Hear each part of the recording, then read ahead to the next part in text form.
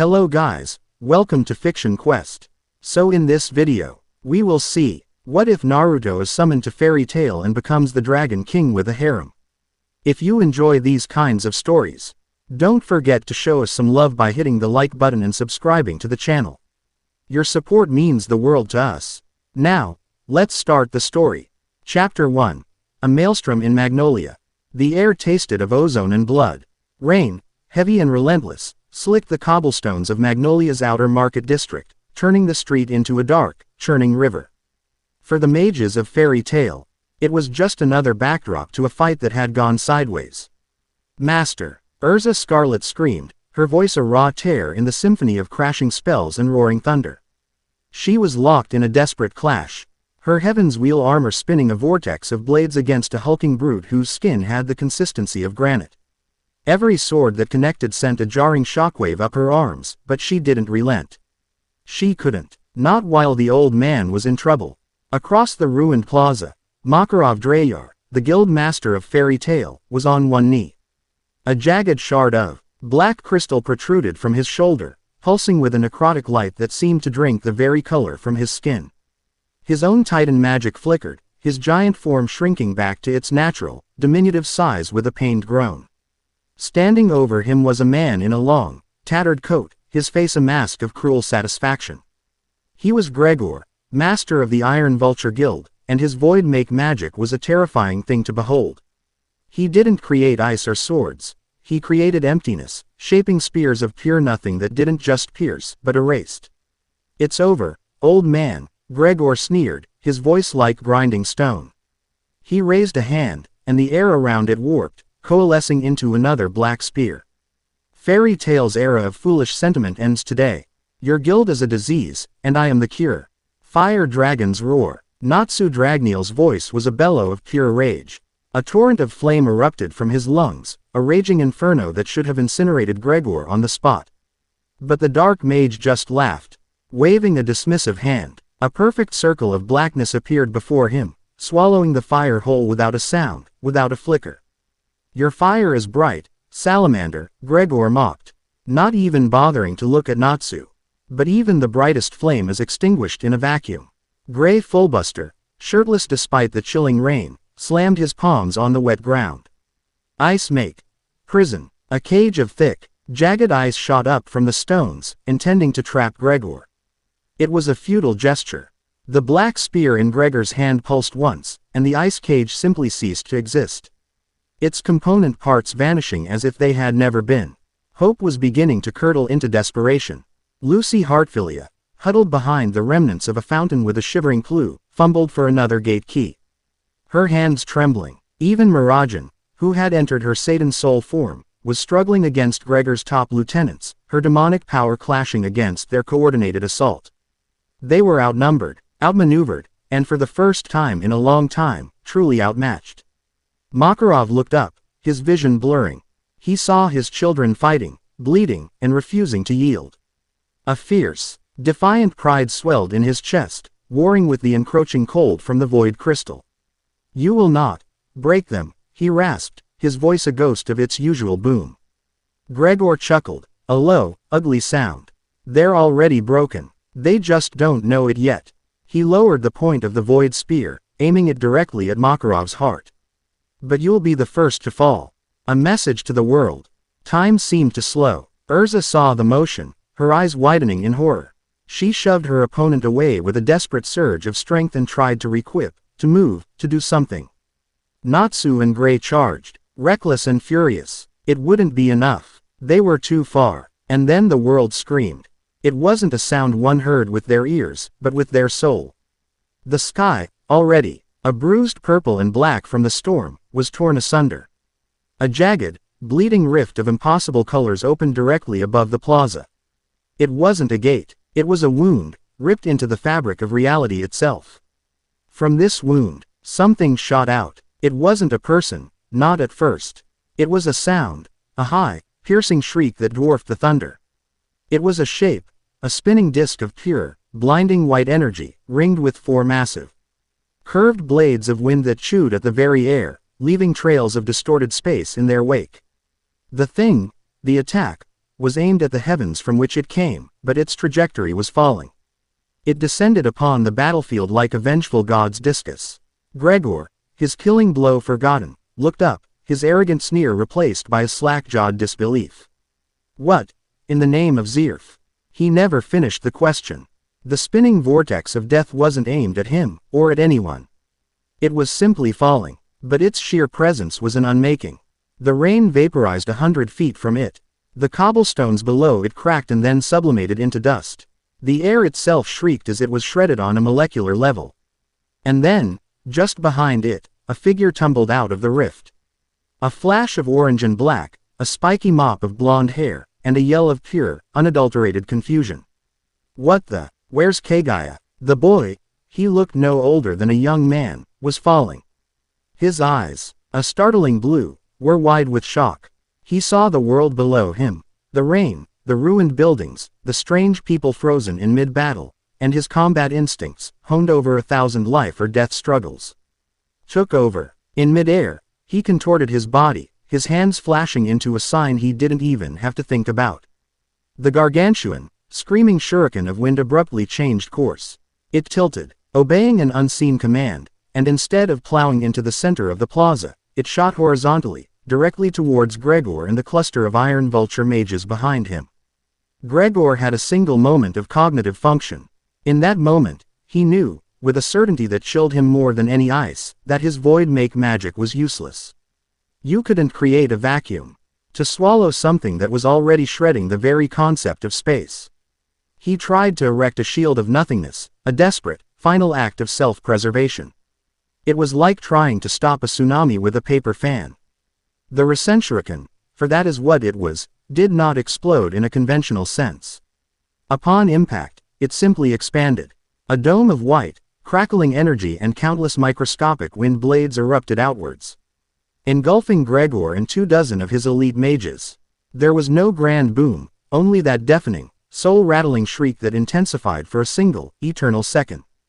Then, silence. The light faded. Where Gregor and his mages had stood, there was nothing. Not a crater, not scorched earth, not even dust. The ground was scraped clean, unnaturally smooth, as if a giant scory brush had erased a patch of the world. Of the mages themselves, there was no trace. No bodies, no blood, no tattered scraps of clothing. They were simply gone. The stranger landed a few feet away, hitting the ground in a crouch that barely made a sound. He stayed there for a moment, one hand pressed to the slick stone, breathing heavily. He was dressed in strange, practical clothing, a black and orange jacket over mesh armor, dark pants, and sandals. A white-knuckled fist was clenched at his side, and when he looked up, his eyes scanned the battlefield with an intensity that made even Urza's blood run cold. The rift in the sky sealed itself shut, leaving behind only the storm, which now seemed quiet and tame by comparison. The rain continued to fall, washing over the eerie silence of the plaza. The remaining members of Iron Vulture, their leader and their strongest comrades erased from existence in the blink of an eye, stood frozen in terror. One of them dropped his weapon with a clatter that echoed like a gunshot. Then another. Within seconds, they broke and ran, scrambling over the rubble in a blind panic, their morale not just broken, but annihilated. No one from Fairy Tail tried to stop them. They were all staring at the blonde stranger. Naruto Uzumaki pushed himself to his feet, a low groan escaping his lips. His head was pounding. 1 second he was in the middle of a war, throwing everything he had at a literal goddess, the next, this. He didn't recognize the sky, the buildings, the people. The very air felt different, thick with an energy he had never experienced before. It wasn't chakra, it was something else, something wilder and more chaotic. He blinked, trying to clear his vision. His senses, amplified by Six Paths Sage Mode, were screaming at him. He could feel the life forces of everyone in the plaza.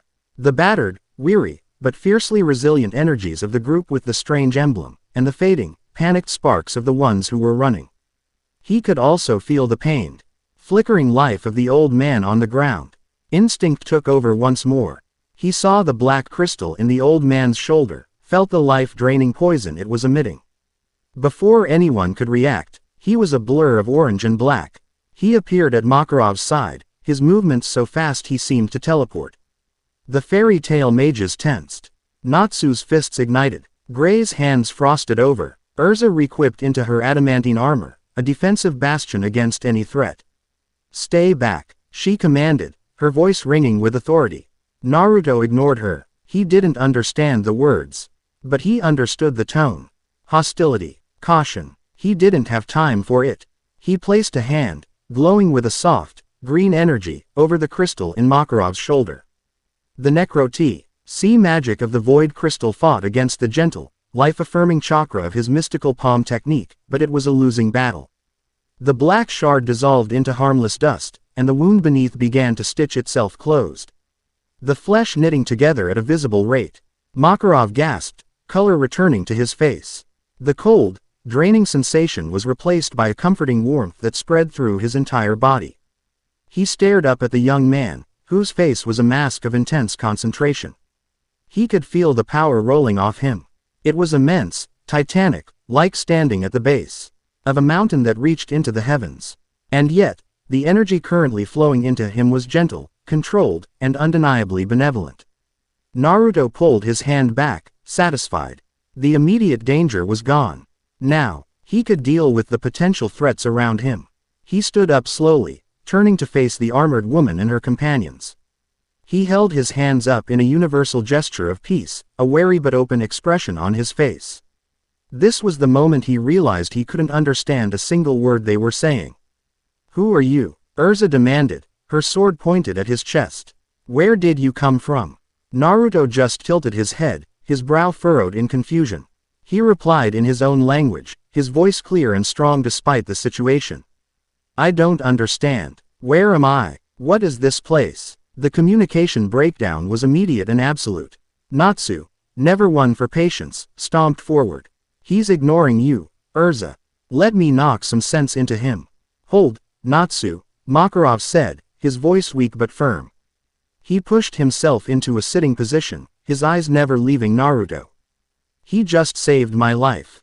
And he is not from around here." Just as tensions were about to boil over, a strange sensation washed over Naruto. It started at the base of his spine, a tingling warmth that spread through his entire nervous system. It felt magical. The air around him shimmered, and the foreign, chaotic energy he'd sensed earlier seemed to be seeping into him, not attacking, but calibrating. The words the armored woman was speaking, which had been gibberish moments before, suddenly began to resolve themselves in his mind, shifting from noise into understandable concepts, then into fully formed language. "And I demand an answer. Who are you?" Naruto blinked, the last of the linguistic fog clearing from his mind. He could understand her perfectly. He could feel the new language on his own tongue, the syntax and grammar settling into place as if he'd known it his entire life. A gift from this world, perhaps. A function of its strange energy. He filed the question away for later. "My name is Naruto Uzumaki," he said, his voice now clear and in their own tongue. The FLUNC of his response startled them into a brief silence.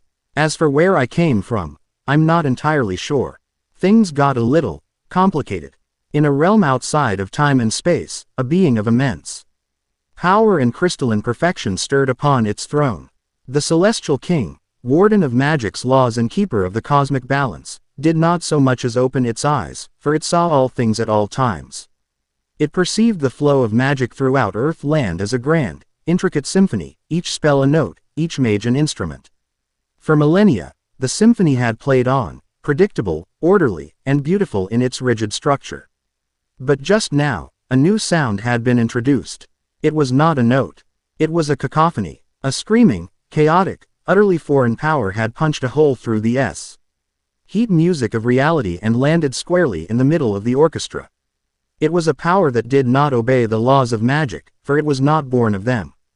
It was something else, something other. The king felt the void make magic of a dark mage being not just countered, but completely and utterly erased. It felt a healing power that did not draw upon the world's ethernano but from an internal, personal reservoir of life itself. The disturbance was small, a single discordant trumpet blast in a symphony of billions, but its very existence was an affront to the perfect order the king maintained. For a long moment, The Celestial King did nothing. The anomaly was powerful, yes, but it was contained. A minor curiosity, a problem to be observed, and, if necessary, pruned from reality like a discordant weed. It made a subtle adjustment to the celestial gears, dispatching a minor spirit, a low-ranking sentinel, to the location of the disturbance. Not to engage, simply to watch. The symphony must be preserved. All dissonant notes must eventually be silenced. The walk back to the Fairy Tale Guild Hall was a tense and surreal affair. The rain had softened to a persistent drizzle, and the mages of Fairy Tale formed a loose, wary perimeter around the stranger named Naruto. He didn't seem to mind, his gaze sweeping over the town of Magnolia with a sense of profound wonder. The architecture, the people, the very smell of the air, it was all alien to him. Natsu walked beside him, practically vibrating with a mixture of suspicion and barely contained excitement.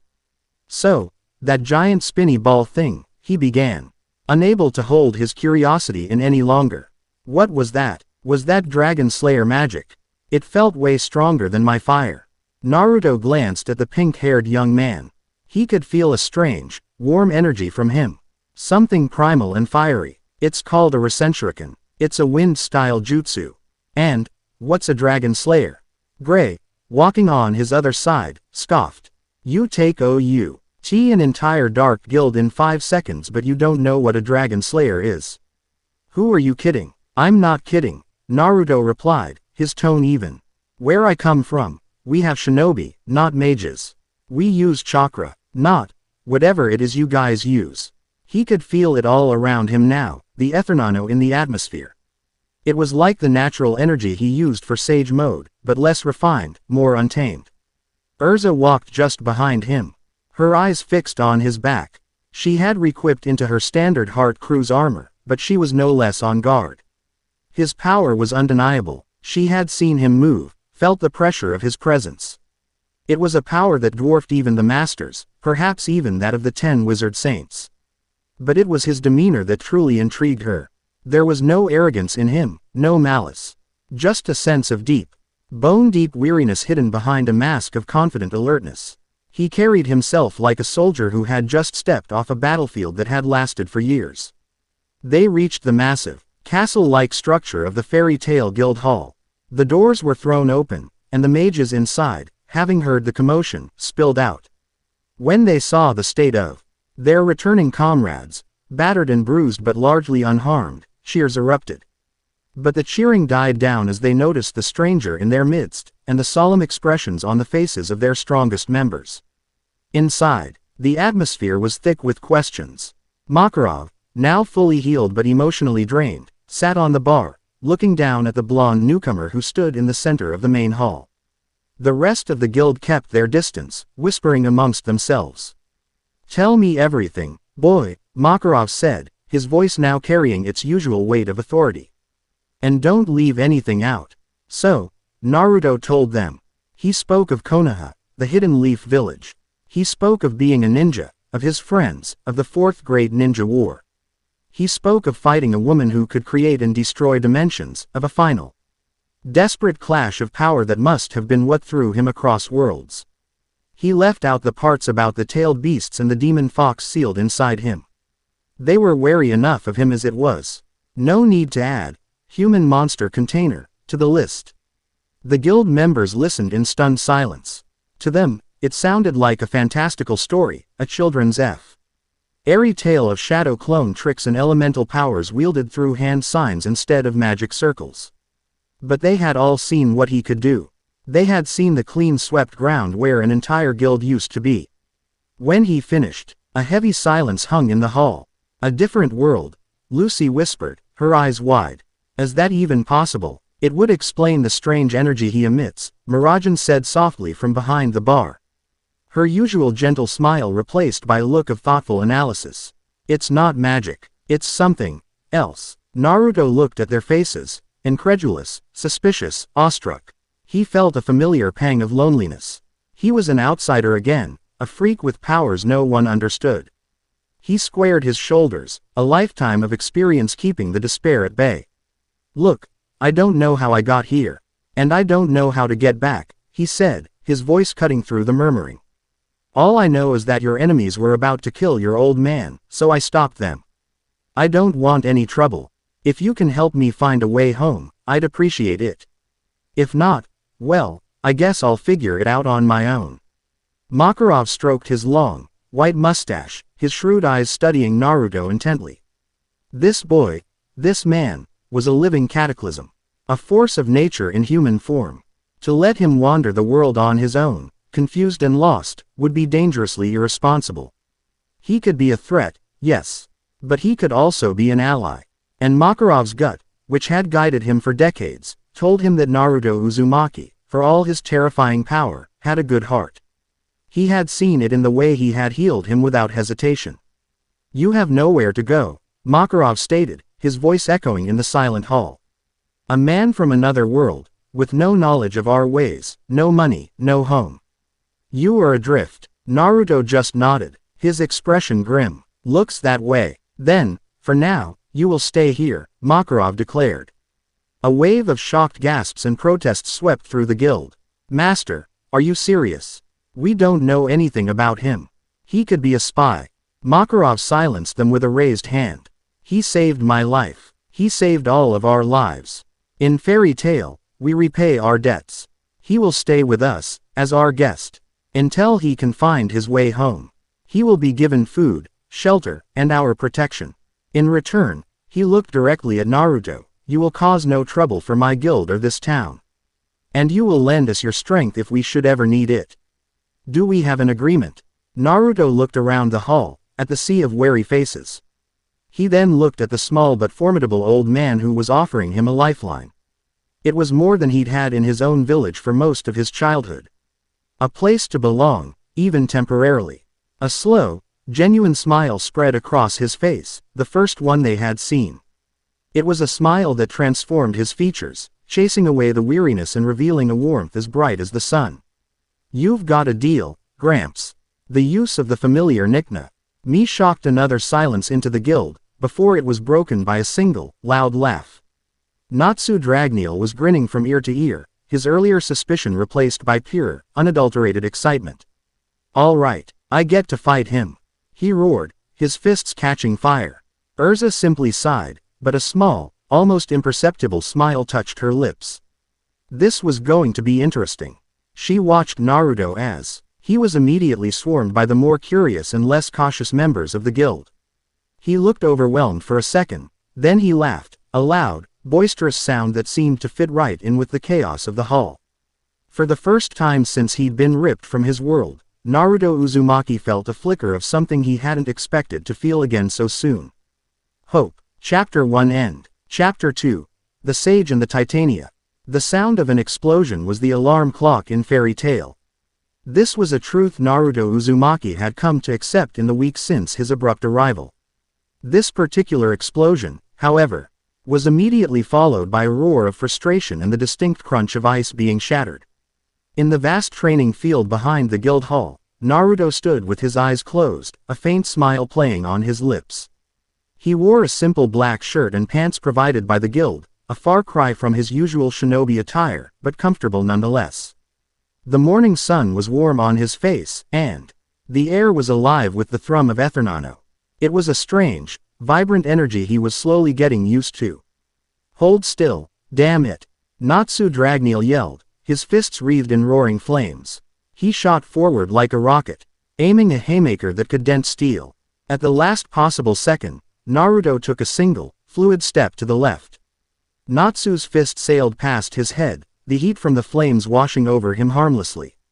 Before Natsu could rebalance, Naruto's hand shot out, not to strike, but to gently tap the Fire Dragon Slayer on the back of the neck. Natsu's eyes widened in surprise before he pitched forward, face planting into the dirt with a comical puff of dust. From the other side, a wave of jagged ice spikes erupted from the ground, racing towards Naruto. "Ice make! Lance!" Gray Fullbuster shouted, his hands pressed to the earth. Naruto didn't even open his eyes. He bent backward, his spine curving in an impossible arc as the lances of ice shot past where his chest had been moments before. As he straightened up, he stomped his foot on the ground. A pulse of pure chakra, invisible to the naked eye, shot through the earth. The ice lances still connected to the ground uttered and then exploded into a shower of harmless, glittering frost.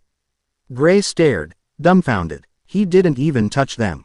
That's because he's cheating, Natsu grumbled, pushing himself up and spitting out a mouthful of dirt.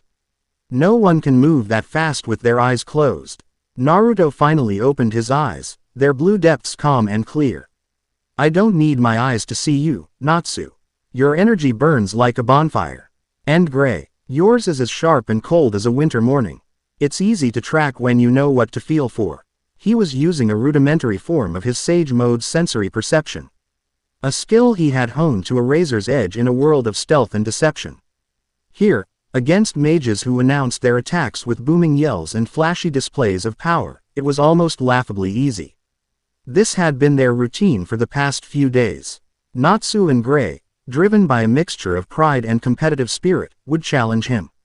And Naruto, seeing it as a good way to gauge the power of this world and keep his own skills sharp, would accept. He never used his more destructive techniques, relying entirely on taijutsu and basic chakra control. He hadn't even summoned a single shadow clone yet. He didn't need to. Urza Scarlet watched from the porch of the guild hall, a mug of tea cradled in her hands. She had watched every single one of these spars. It was fascinating. He was a master of evasion and misdirection, turning his opponent's momentum against them. He moved with an economy of motion that spoke of years of life or death combat. There was no wasted energy, no theatrical posturing. Just pure, lethal efficiency, delivered with a disarmingly cheerful smile. He was, she reluctantly admitted to herself, on a completely different level. He's toying with them, a soft voice said beside her. Mirajan had joined her, wiping her hands on an apron. Her smile was pleasant as always, but her eyes held a keen, analytical glint. He hasn't even broken a sweat. He is assessing them, Urza corrected. Though she knew Mira was right. And they are learning from him. Even if they don't realize it. She had noticed Natsu's brawling style becoming slightly more focused, Gray's ice creations a little faster. Naruto's presence was already making them stronger. The spar was cut short by the booming voice of Makarov from his office window. Naruto, Urza, my office, now. Naruto gave his two sparring partners a final, apologetic smile before jogging towards the guild hall, leaving a fuming Natsu and a thoughtful Gray in his wake. Makarov's office was cluttered with books and old mission requests. The guild master sat behind his large wooden desk, his expression uncharacteristically grim. A formal-looking document with the seal of the Magic Council was spread out before him. I have a mission for you too, he said without preamble, his gaze shifting between the powerful Titania and the enigmatic shinobi. It's a strange one, a request that came through the council from the mayor of Amloki, a small mining town up in the northern foothills.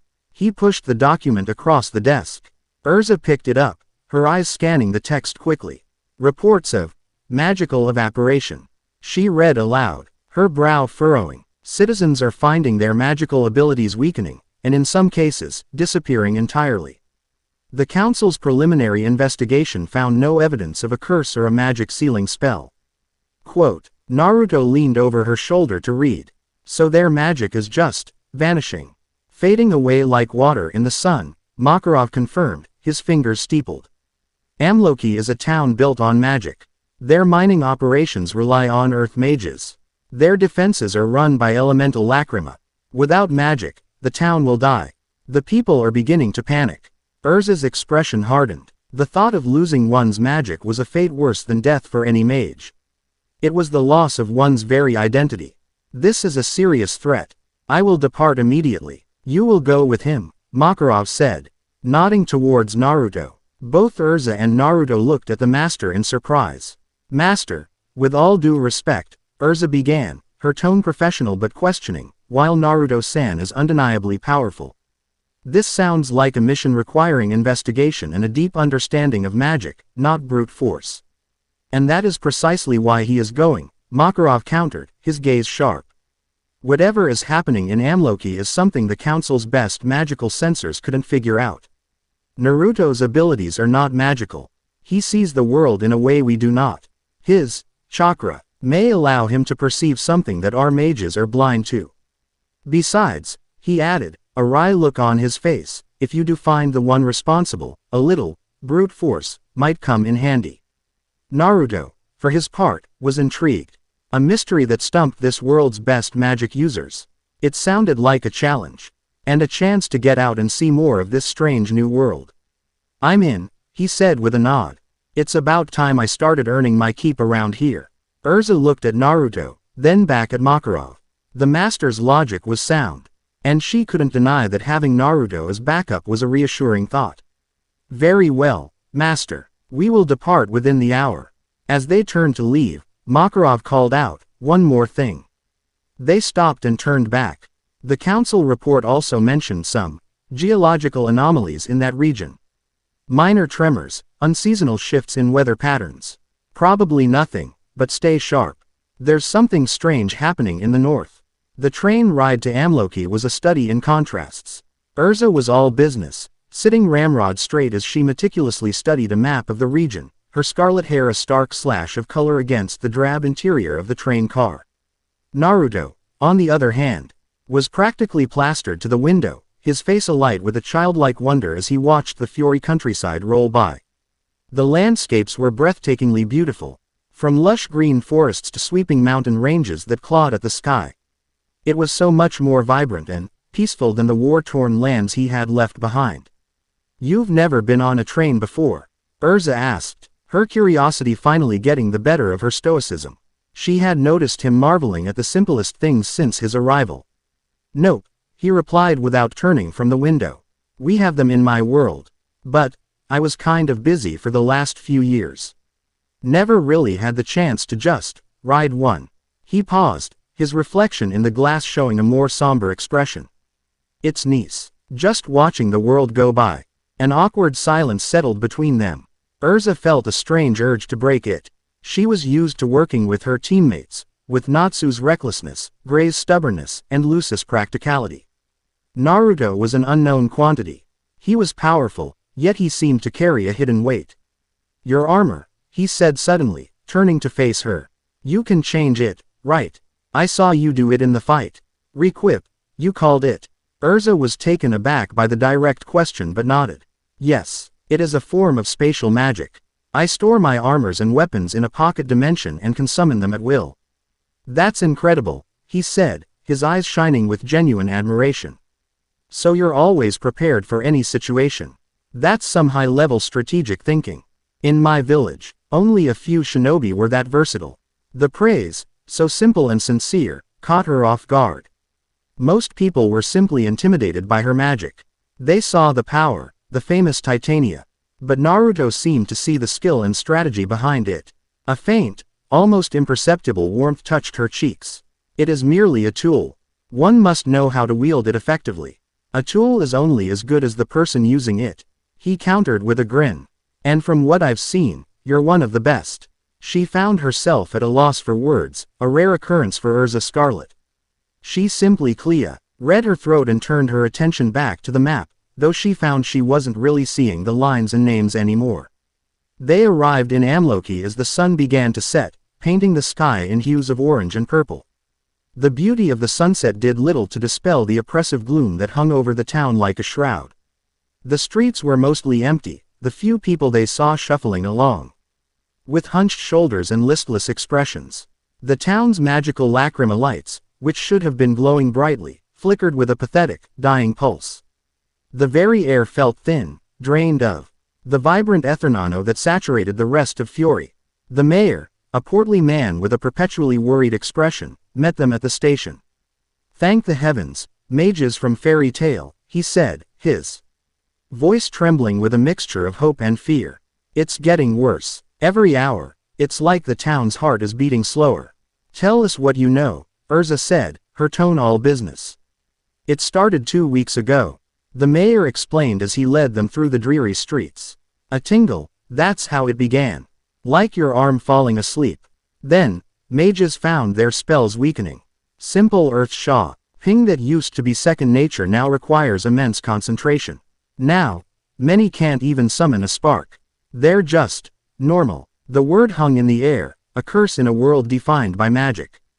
They stopped in the town square.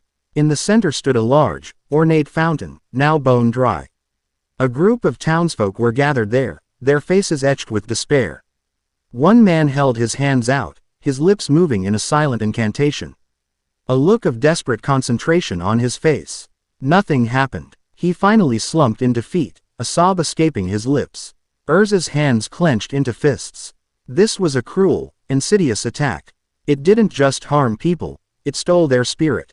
I need to concentrate, Naruto said suddenly, his voice low. Urza looked at him. He closed his eyes, and for a moment, he was perfectly still. When he opened them again, she noticed a faint orange pigmentation around his eyes, and his pupils had become horizontal, like a toad's. The change was subtle but unnerving. The air around him seemed to hum with a new kind of power. He slowly turned his head, scanning the town not with his eyes, but with some other sense. I can feel it, he murmured. The energy in this place, it's being siphoned away. It's not just disappearing, it's being pulled somewhere. There's a trail. Like a river flowing uphill. He pointed towards the edge of town, where the shadow of a tall, dilapidated clock tower stood stark against the twilight sky. It's leading there. Urza's eyes widened in surprise. In minutes, he had found a lead that had eluded the Magic Council for over a week. Makarov had been right. They found the rogue wizard on the top floor of the clock tower. The chamber was a maelstrom of swirling green energy, all of it funneling into a complex and hastily drawn magic circle on the floor. In the center of the circle stood a young woman, no older than they were, her face pale with strain, her hands outstretched as she chanted in a desperate, breathless voice. Stop this at once, Urza commanded, re-equipping into her Heaven's Wheel armor, swords fanning out behind her like metallic wings. The woman, Alara, flinched but didn't stop. I can't. I'm too close. I just need a little more power. You are draining an entire town. Urza yelled, launching several of her swords. But as the swords flew towards Alara, their magical glow flickered and died. They clattered uselessly to the floor halfway to their target, their enchantments completely drained. The swirling energy in the room was acting as a vortex, sucking the magic out of anything that came near. Urza gritted her teeth, re-equipping to a simple steel sword and charging forward, relying on physical strength alone. Naruto, disrupt the circle. Naruto didn't need to be told twice. He saw that the energy acting Urza's blades wasn't touching him. His chakra was self-contained, a closed system. He formed a familiar hand sign. Shadow Clone Jutsu. With a series of loud pops, a dozen identical Narutos filled the room, startling both Urza and Alara. The clones charged forward, a chaotic orange and black tide. Alara panicked, trying to draw more power from the town to create a barrier, but the clones were too fast, too numerous. They swarmed the magic circle, their combined presence disrupting the delicate flow of the ritual. The real Naruto, meanwhile, had formed a swirling ball of blue energy in his hand. He appeared beside Alara in a blur, slamming the Rasengan not into her, but into the wooden floorboards at her feet. The resulting explosion of spiraling power was immense but controlled. It didn't destroy the tower, but it shattered the magic circle completely. The green vortex of siphoned energy collapsed, and with a sound like a great, collective sigh, the stolen magic shot back out of the tower. A river of light flowing back towards the town. Alara collapsed, exhausted and defeated. Outside, the town's lacrima lights flared to life, bathing the streets in a warm, steady glow. The mages in the square felt the power rush back into them, a feeling like a cool drink on a parched day. Cheers erupted, confused but joyous. Back in the tower, Urza stood over the defeated wizard, her sword at the woman's throat. Why? She demanded, her voice cold as steel. Tears streamed down Alara's face. My little brother, she sobbed, pointing to a small cot in the corner of the room. A young boy lay there, pale and still. He was born with a magical deficiency. His body can't produce its own ethernano. He's fading away. I found a text. It described a way to summon a celestial spirit of life, one that could heal him. But the ritual required more power than I could ever possess. I was desperate. Naruto walked over to the cot. He placed a hand on the boy's forehead. He could feel it. The boy's life force was faint, like a flickering candle flame. He understood Alara's desperation all too well. He knew what it was like to be willing to do anything to save someone you cared about. He turned to Urza. A silent plea in his eyes. Urza hesitated, her gaze softening as she looked from the crying sister to the dying boy. She lowered her sword. Naruto's hand began to glow with a gentle, green light. He channeled a small, controlled amount of his own life-giving chakra into the boy. He couldn't cure the condition. It was a part of the boy's very being, but he could stabilize him, reinforcing his life force. The boy's breathing evened out, and a little color returned to his cheeks. Alara stared, her eyes wide with disbelief and dawning hope. How? He'll be a lot stronger now, Naruto said softly. But you need to get him to a real doctor. Stealing from others is never the answer. They handed Alara over to the town guard, with a recommendation for leniency from Urza. The mayor was so grateful he offered them the finest inn in town, free of charge. But they politely declined, preferring to make camp in the woods outside the town on their journey back. That night, they sat by a crackling campfire. The stars of Earth land a brilliant, unfamiliar tapestry above them. The silence was comfortable now, a shared understanding having been forged in the crucible of the mission. You didn't have to help her brother, Urza said quietly, staring into the flames. She was a criminal. She was a sister trying to save her family, Naruto replied, poking the fire with a stick. I know what that's like. Sometimes it makes you do stupid things. His mind flashed to Sasuke, a familiar ache in his chest. Urza looked at him, truly looked at him, and saw past the cheerful powerhouse. She saw the soldier, the survivor. The way you fight, the way you carry yourself. You've seen a lot of battle, haven't you?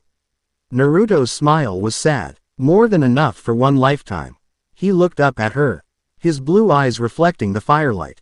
What about you? You fight with everything you have. Like you're protecting something more than just yourself. The question was so direct, so perceptive. It broke through her carefully constructed walls. She thought of the Tower of Heaven, of Jello, of the friends she had lost.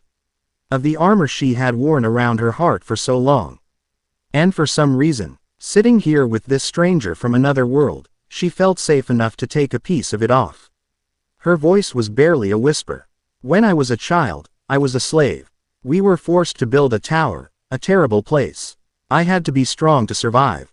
I had to fight to protect my friends. I lost people. I learned then that if I wasn't strong enough, if I couldn't stand on my own, then I would lose everyone I cared about. Her hands were clenched so tightly her knuckles were white. So I created an armor around my heart. And I swore I would never be weak again. Naruto listened, his expression unreadable. When she finished, the only sound was the crackling of the fire. He didn't offer sympathy or pity. He offered something far more valuable. Understanding. I get it, he said softly. For most of my life, I was completely alone. Everyone in my village hated me, feared me for something I couldn't control. I had no one, so I acted out, played the clown, did anything to get people to just see me. I figured if I was strong enough, if I became the greatest ninja in my village, then they'd have to acknowledge me. He looked away from the fire and met her gaze. His eyes were filled with an empathy so profound it made her breath catch in her throat. You carry a lot on your shoulders, Urza. But you don't have to carry it all by yourself anymore.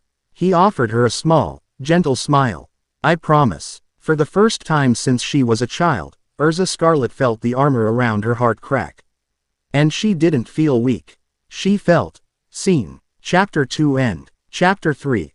A demon's smile, a king's resolve. Fairy Tale's guild hall was a living, breathing entity, and its primary state of being was chaos. A flying table, a half-frozen brawler, and the scent of spilled ale were as much a part of the morning as the sunrise. Naruto Uzumaki had found a strange sort of peace in the pandemonium. It was the lively, raucous noise of a family, something he had craved for most of his life. He sat at the bar, nursing a glass of orange juice, watching Natsu try to eat fire that Gray was actively trying to extinguish. His presence was no longer a source of tension. In the 2 weeks since his mission with Urza, he had become a fixture. His monstrous power was a known fact, but it was his easygoing nature and willingness to lend a hand, or a dozen shadow clones for cleanup duty, that had truly won the guild over. He was their resident enigma, a well of quiet strength and unexpected wisdom hidden beneath a layer of sunny cheerfulness. From her position behind the bar, Mirajan Strauss watched him. Her smile, a constant and radiant feature of the guild, was in place, but her eyes held a deeper, more curious light. She saw the way he laughed with Natsu and Gray, a genuine, hearty sound. But she also saw the fleeting shadows that crossed his face when he thought no one was looking, a flicker of old pain, a hint of profound loneliness. She recognized it because she harbored shadows of her own. She, more than anyone, understood the art of a well-maintained facade. Her reputation was that of a sweet, gentle soul, a former S-class mage who had traded her formidable power for a quiet life serving drinks. It was a role she played well, a comfort to her and to her siblings. But the she-devil was not gone. She was merely sleeping, and sometimes, in her dreams, she remembered the fear she used to inspire. Naruto looked up and caught her gaze.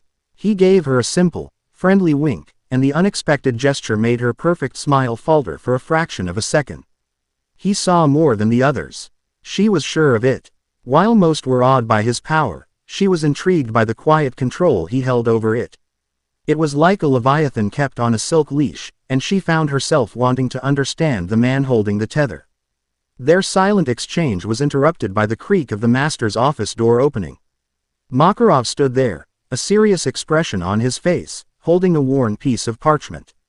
"Miragen, Naruto," he called out over the din. The guild quieted slightly. A word. The office, as always, was a chaotic jumble of paperwork. Makarov didn't waste any time. He laid the parchment on his desk. It was a letter, written in a shaky, elegant script. "This is from an old friend of mine, Brother Theron of the Mount Myoho Monastery," Makarov began, his tone grave. Naruto's head perked up at the name. Myoho, like Mount Myoboku, the home of the toads. The similarity was too great to be a coincidence. "The monastery and the village of Silverstream at the mountain's base are in grave danger," Makarov continued. "A demon, an ancient entity of fear and shadow known as Morgrath, has awakened from its seal. Theron's monks are men of peace. Their magic is for protection and healing. They are powerless against this creature." "A demon?" Naruto asked, his interest piqued. "What can it do?" "Morgrath is a parasite of the soul," Makarov explained, his face grim. "It doesn't just attack the body. It feeds on negative emotions. Fear, anger, despair, they are its sustenance. The more terrified its victims become, the more powerful it grows.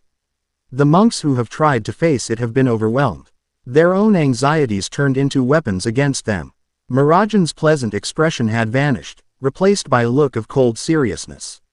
She understood the threat immediately. A foe that weaponized fear was one of the most dangerous kinds. "Why us, Master?" she asked. "Because this is a task for a specialist," Makarov said, his eyes resting on her. "Your takeover, your Satan's soul, it grants you a certain resistance to such influences. You understand the nature of demons better than anyone." He then turned his gaze to Naruto. "And you?" Theron's letter described the demon's aura as a suffocating blanket of negative energy. "You have the ability to sense energy, do you not? More than that, you possess a spirit so relentlessly positive it might be the only thing that can starve this creature. It was a mission tailored for them. A demon hunter and a living sunbeam. I need you two to go to Silverstream. Banish this demon. Restore peace to the mountain," Makarov concluded. Miragen nodded once, her resolve firm. "Of course, Master." Naruto grinned, a spark of excitement in his eyes. A demon that eats fear. This was going to be a new kind of challenge. "Leave it to us, Gramps. We'll have this thing packed up and shipped out before you know it." The journey to Mount Myoho took them east, towards a range of tall, mist-shrouded peaks that seemed to touch the sky. They traveled on foot, the path growing steeper and more rugged as they left the lowlands behind. The usual chatter and chaos of the guild was replaced by the quiet sounds of nature, the whisper of the wind through ancient trees, the call of unseen birds. For the first few hours, they walked in a comfortable silence. But Naruto, never one for prolonged quiet, decided to break the ice. "So, she-devil," he began, his tone light and curious. "Makarov mentioned your powers. Satan's soul, right, sounds intense." Miragen's steps faltered for a moment. Most people, even in the guild, avoided talking about her past. It was a part of her she had deliberately buried. "It is," she said, her voice more guarded than usual.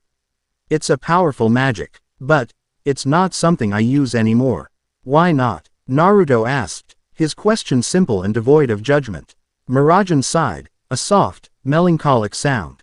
When my siblings and I were younger, my takeover went out of control. The people of our village, they thought I was a real monster. They drove us out. We found our way to Fairy Tail, and they accepted us, all of us. But after my sister Lizanna, after we thought she was gone, I lost the will to fight. My magic, my demonic forms, they felt like a curse. A reminder of all the pain. I sealed it away. I decided I would rather be the one who smiles and heals than the one who fights and frightens. She expected him to offer platitudes. To tell her she wasn't a monster.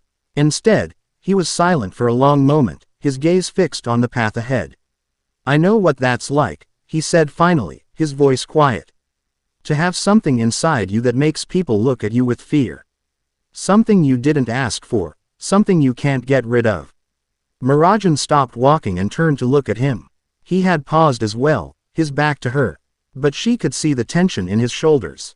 When I was born, he continued, his voice barely above a whisper, a great monster, a nine-tailed demon fox, attacked my village.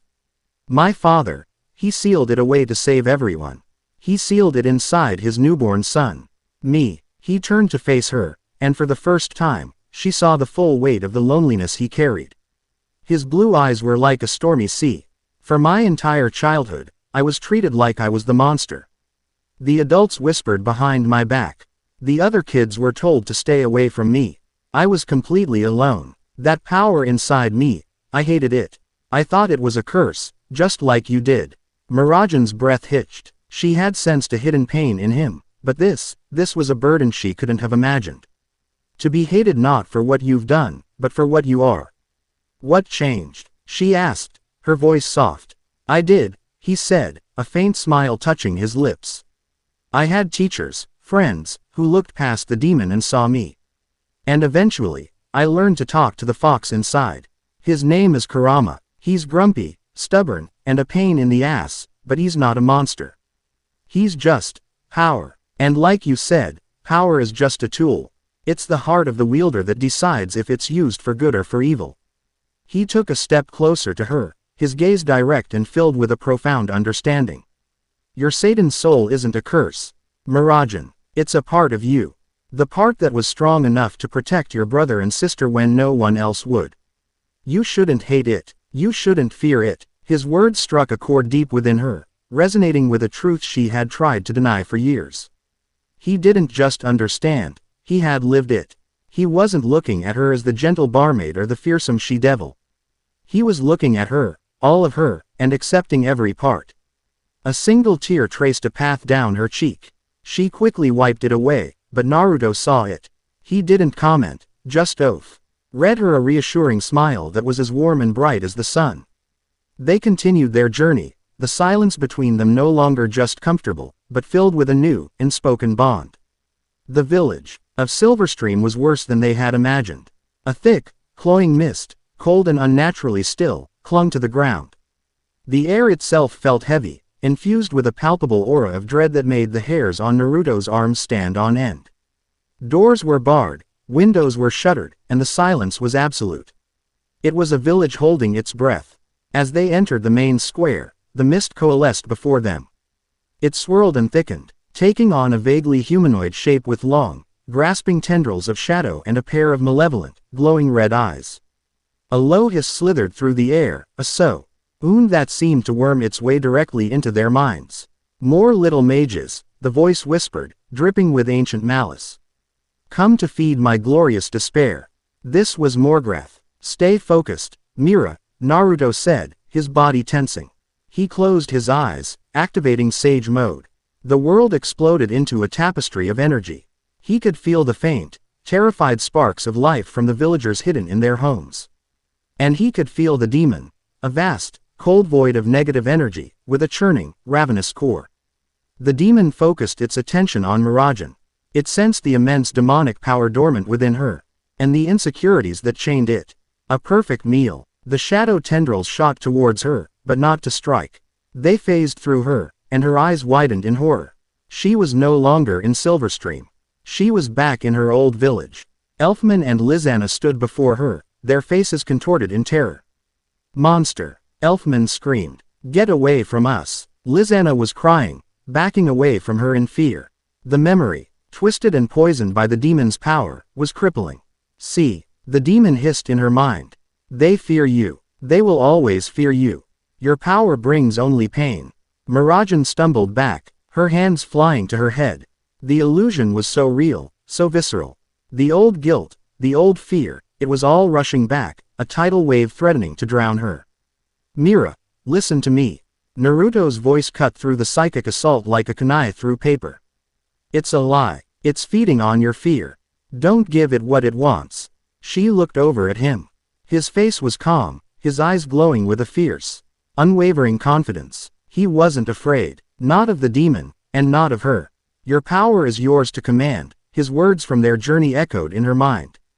"It's a part of you." A fire ignited in her soul, burning away the demon's cold dread.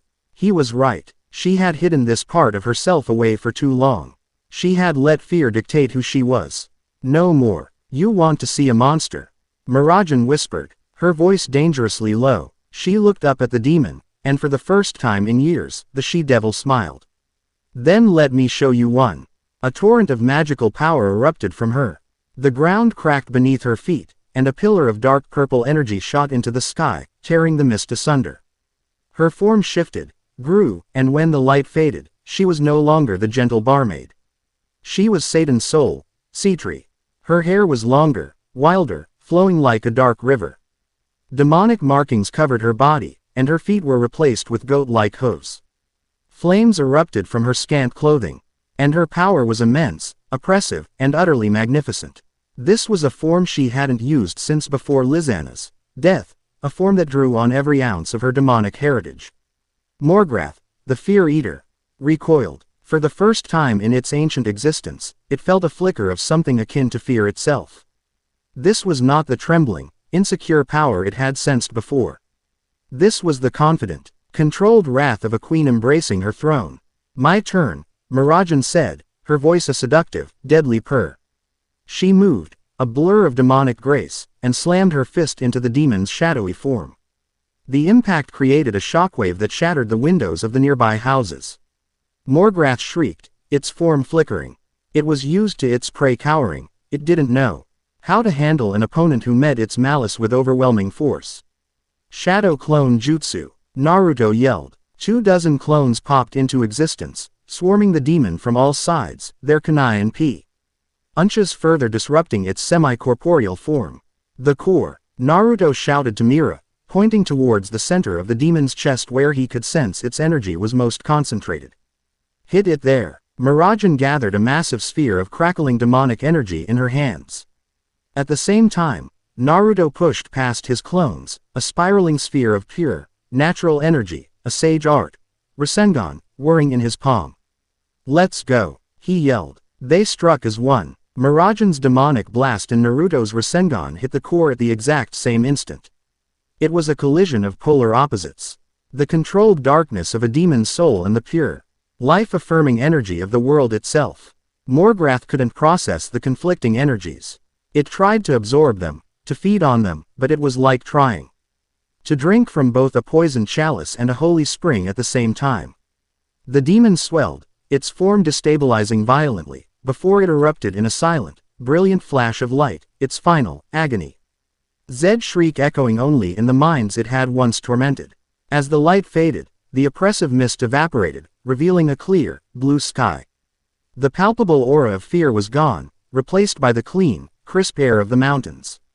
In the celestial realm, a lone figure stood before the great throne. The sentinel, its form composed of shimmering starlight, gave its report. It spoke of the blonde anomaly, of his strange, non-magical power, and of how he had not defeated the fear demon himself, but had instead inspired his companion to overcome her own inner demons and unleash a power she had long suppressed. The celestial king was silent, but the sentinel could feel its displeasure. This anomaly was not merely a dissonant note, he was a conductor, changing the tune of those around him, making them stronger, more unpredictable. He was an agent of chaos. "Lyra," the king's voice echoed, not with sound, but with pure concept. A new figure shimmered into existence. A celestial warrior, clad in silver armor that seemed woven from moonlight, her face a mask of serene indifference. Go to the mortal realm. Find the anomaly. Test his limits. Ascertain the nature of his threat. Do not fail. Lyra bowed once and vanished. Back in the now peaceful village of Silverstream, the doors and windows were slowly creaking open. The villagers, looking dazed but relieved, began to emerge. In the center of the square, Mirajan stood, still in her magnificent sea-tree form. She looked down at her hands, at the demonic power still crackling around them, and felt no fear, no shame. Only acceptance. She turned to Naruto, who was grinning at her. Not a hint of fear in his eyes. "See," he said, his voice full of warmth and pride. "That power is amazing. It's a part of you. And it's beautiful." Mirajan's demonic features softened. She powered down, her form shrinking back to its familiar, gentle self. She walked over to him, and for the first time since he had met her, he saw a smile that wasn't a mask, but a genuine expression of a heart unburdened. It was the most beautiful thing he had seen in this new world. "Thank you, Naruto," she said, her voice filled with a sincere gratitude that went far beyond the simple banishment of a demon. "Thank you for helping me find a part of myself I thought I had lost forever." Chapter 3 End. Chapter 4. The Dragon of the North. The celebratory mood that had followed Naruto and Mirajan's return from Mount Myoho was shattered by the shriek of a communications lacrima. The crystal, usually a calm blue, was flashing a frantic, blood red, the color reserved for kingdom-level emergencies. The entire guild fell silent, the cheers and clinking mugs dying in their throats. Makarov was at the console in an instant, his face a grim mask. A panicked, static-laced voice poured from the speaker. The insignia of the Magic Council flickering on the lacrima's surface. "Repeat, this is not a drill. A Class SS threat has manifested in the northern mountain range. The mountain known as the Stone Titan's Tooth, it has erupted. But it's not a volcano. It's, oh, by the gods," the voice was cut off by a deafening roar that shook the very foundations of the guild hall. A sound so deep and primal it vibrated in their bones. When the voice returned, it was a high-pitched scream. "It's a dragon. A real dragon." The word hung in the air, a venomous specter. To the mages of Fury, dragon meant one thing, acknowledge. It meant ruin, death, and the end of all things. A cold dread washed over the guild. But for one person, the word meant something else entirely. A dragon. A real, actual dragon. Natsu Dragnel's voice was a whisper of pure, unadulterated awe.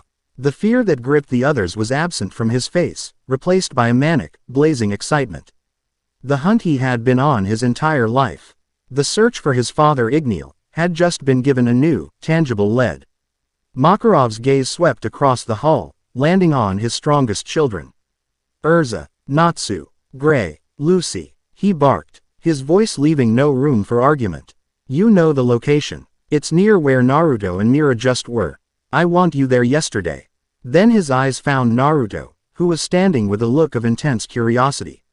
"Naruto, you're with them. We don't know what this is, but its magical pressure is off the charts. We need your power." Naruto gave a sharp nod. He could still feel a faint tremor in the earth, an echo of that titanic roar. This was a power that dwarfed the fear demon, a being on a completely different scale. As the team scrambled to gather their gear, Natsu was practically vibrating, his fists sparking with uncontrolled bursts of flame.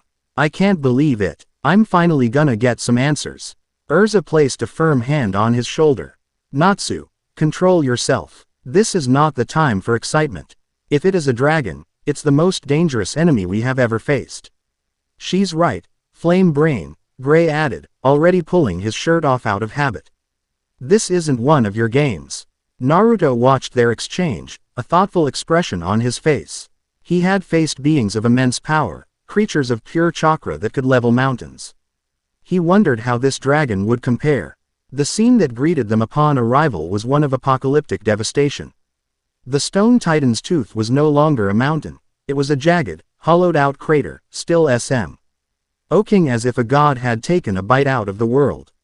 The surrounding forests were flattened, Great swaths of ancient trees splintered and tossed about like matchsticks.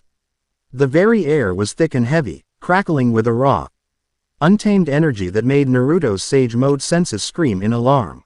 And in the center of the crater, it stood. It was a creature of myth and majesty, a being woven from the very bedrock of the world. Its scales were not scales at all, but jagged plates of granite and obsidian, layered like armor. Veins of what looked like molten magma glowed with a dull, angry light between the plates. Its head was a fortress of rock and horn, and when it opened its mouth to roar again, the sound was not just a sound, it was a concussive force, a physical blow that sent avalanches of rock tumbling down the crater walls. This was no malevolent black dragon of death. This was a living mountain, a primordial force of nature roused from an ageless slumber. And it was furious. The dragon seemed not to notice the small humans on the crater's edge. It was in a state of blind, bewildered rage, its colossal tail sweeping back and forth, each movement carving new canyons into the ravaged landscape. It slammed its fists into the ground, creating shockwaves that cracked the earth for miles. "That's not acknowledge," Lucy breathed, her voice trembling as she clutched her gate keys. "No," Urza said, her eyes wide with a mixture of terror and awe.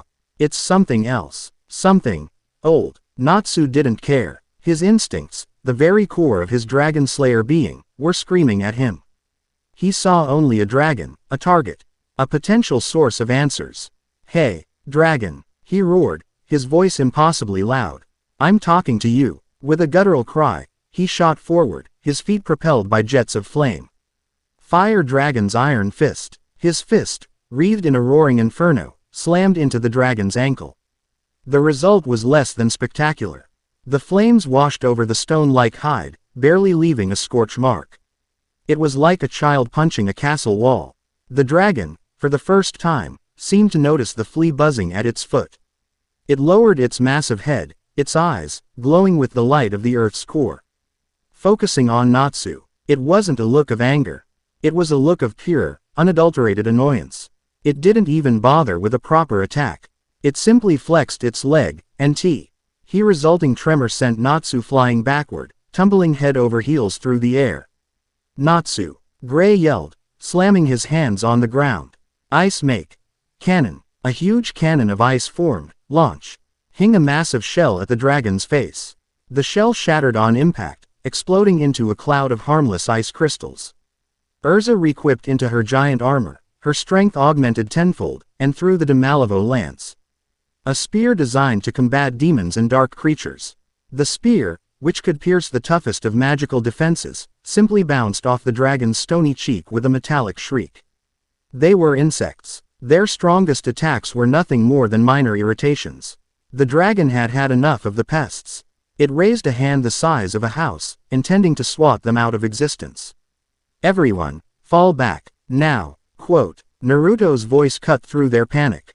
He appeared in front of them, a blur of orange and black. He stood between his friends and the descending stone hand, his expression unnervingly calm. "Fighting it is pointless," he said, his back to them. "You can't break a mountain by punching it. You have to understand why it's moving in the first place." He closed his eyes. The world of sight vanished, replaced by a universe of energy. The frantic, flickering sparks of his friends behind him. And in front of him, the dragon. It was a sun, a raging, chaotic inferno of natural energy so immense, so overwhelming, it made the Nine Tails chakra feel like a campfire. But beneath the rage, beneath the raw power, he felt something else. Pain, confusion, and a loneliness so profound, so ancient. It felt like a physical weight. The hand descended, casting them in shadow. Naruto's eyes snapped open. They were no longer just blue. Orange pigment now framed them, his pupils horizontal slits. His entire being was flooded with the energy of the world. Six Paths Sage Mode. He didn't try to stop the hand. He reached out with his senses, his own consciousness a focused probe of pure empathy. He didn't send words. He sent feelings, images. He projected the feeling of waking up in a strange world, surrounded by unfamiliar faces and unknown powers.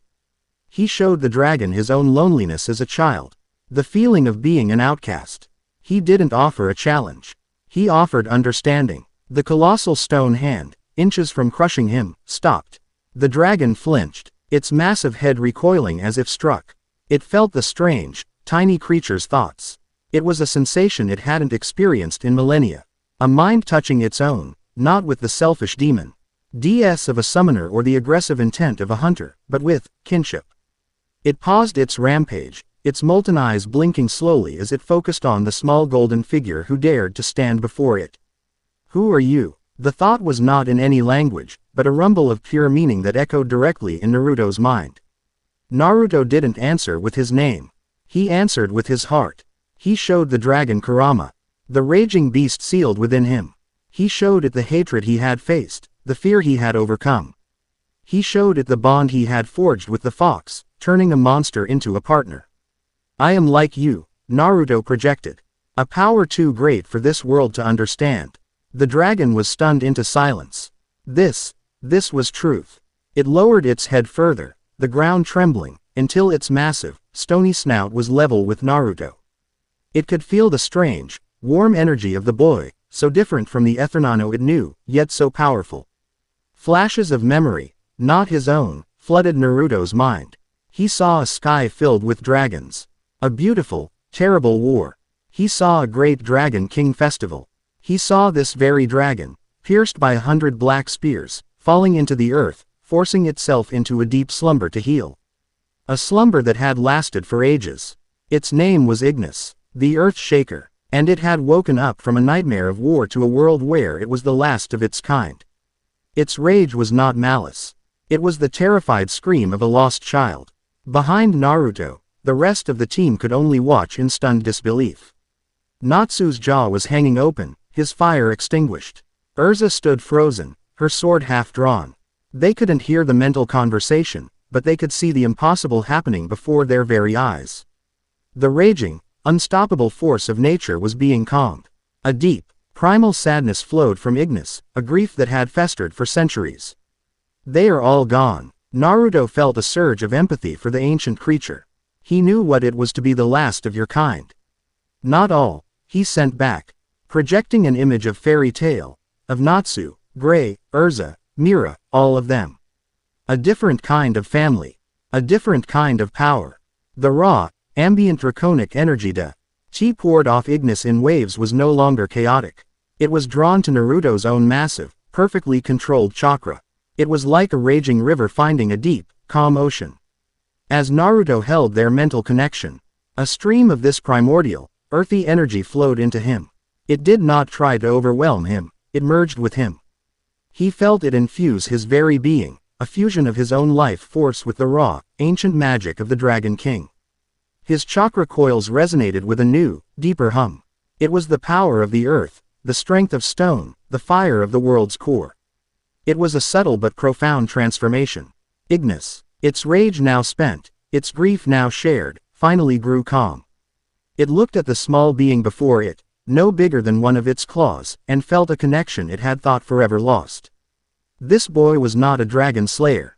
He was a dragon speaker. A kindred soul, with a low groan that was no longer a roar but a sound of respect, the great Earth Shaker, one of the original draw. Gons who had fought in the festival of old, bowed its head. Far across the sea, on the western continent of Alakatasia, within the imperial palace of the Alvarez Empire, a woman of breathtaking beauty. And terrifying power looked up from a scrying pool. Her long, scarlet hair was braided in intricate loops, and her eyes held the wisdom and weariness of centuries. Irene Belsarion, the Scarlet Despair, the mother of all dragon slayers, had been observing the magical disturbance in fury with detached curiosity. She had expected the council to send its armies, to engage in a futile and bloody battle with the awakened Earth Dragon. She had not expected this. Her spy's report, delivered via telepathy, was filled with disbelief. My lady, he tamed it. The boy from another world. He just stood before it, and it bowed. The magical pressure, it is changing. I can feel the dragon's energy, merging with his own. Irene's perfectly sculpted eyebrows rose a fraction of an inch. A man who could pacify an enraged, ancient dragon without a single spell. A being whose energy could resonate with and absorb the power of a true dragon. This was not some parlor trick. This was not some simple beast tamer. This was an anomaly of the highest order. An anomaly that could potentially disrupt plans that had been centuries in the motion. Interesting, Irene murmured to the empty throne room, a slow, dangerous smile gracing her lips. Very interesting indeed. A new piece had appeared on the grand chessboard of the world, and she was suddenly very eager to play. Back on the mountain, the newly arrived Magic Council knights stood frozen, their weapons lowered, their faces a mask of utter shock. They had come prepared for war and had found a treaty. Natsu finally seemed to find his voice. It was not his usual boastful roar, but a quiet, shaky whisper. He talked to it. Naruto placed a hand on Ignis's massive, rocky snout. A silent understanding passed between them. A promise of friendship, of a shared existence. He had not sought to conquer. He had sought to connect. And in doing so, he had gained an ally more powerful than any army. He turned back to his friends, a faint, earthy glow still lingering in his eyes. He saw their stunned faces, their wide eyes, and offered them a small, tired smile. The mental and spiritual exertion had been immense. He had not just stopped a rampaging monster. He had calmed a grieving soul. And in the process, he had unknowingly taken his first step on the path to a destiny he could never have imagined, a title that would one day echo through the very heart of this new world. The Dragon King of Fury. Chapter 4 End. Chapter 5. Whispers in the Royal Court. News in the Kingdom of Fury traveled on wings of rumor, and the story of the Dragon Tamer of Fairy Tale was a gale force. In the weeks following the pacification of Ignis the Earth Shaker, the guild hall had transformed from a private den of chaos into a public spectacle.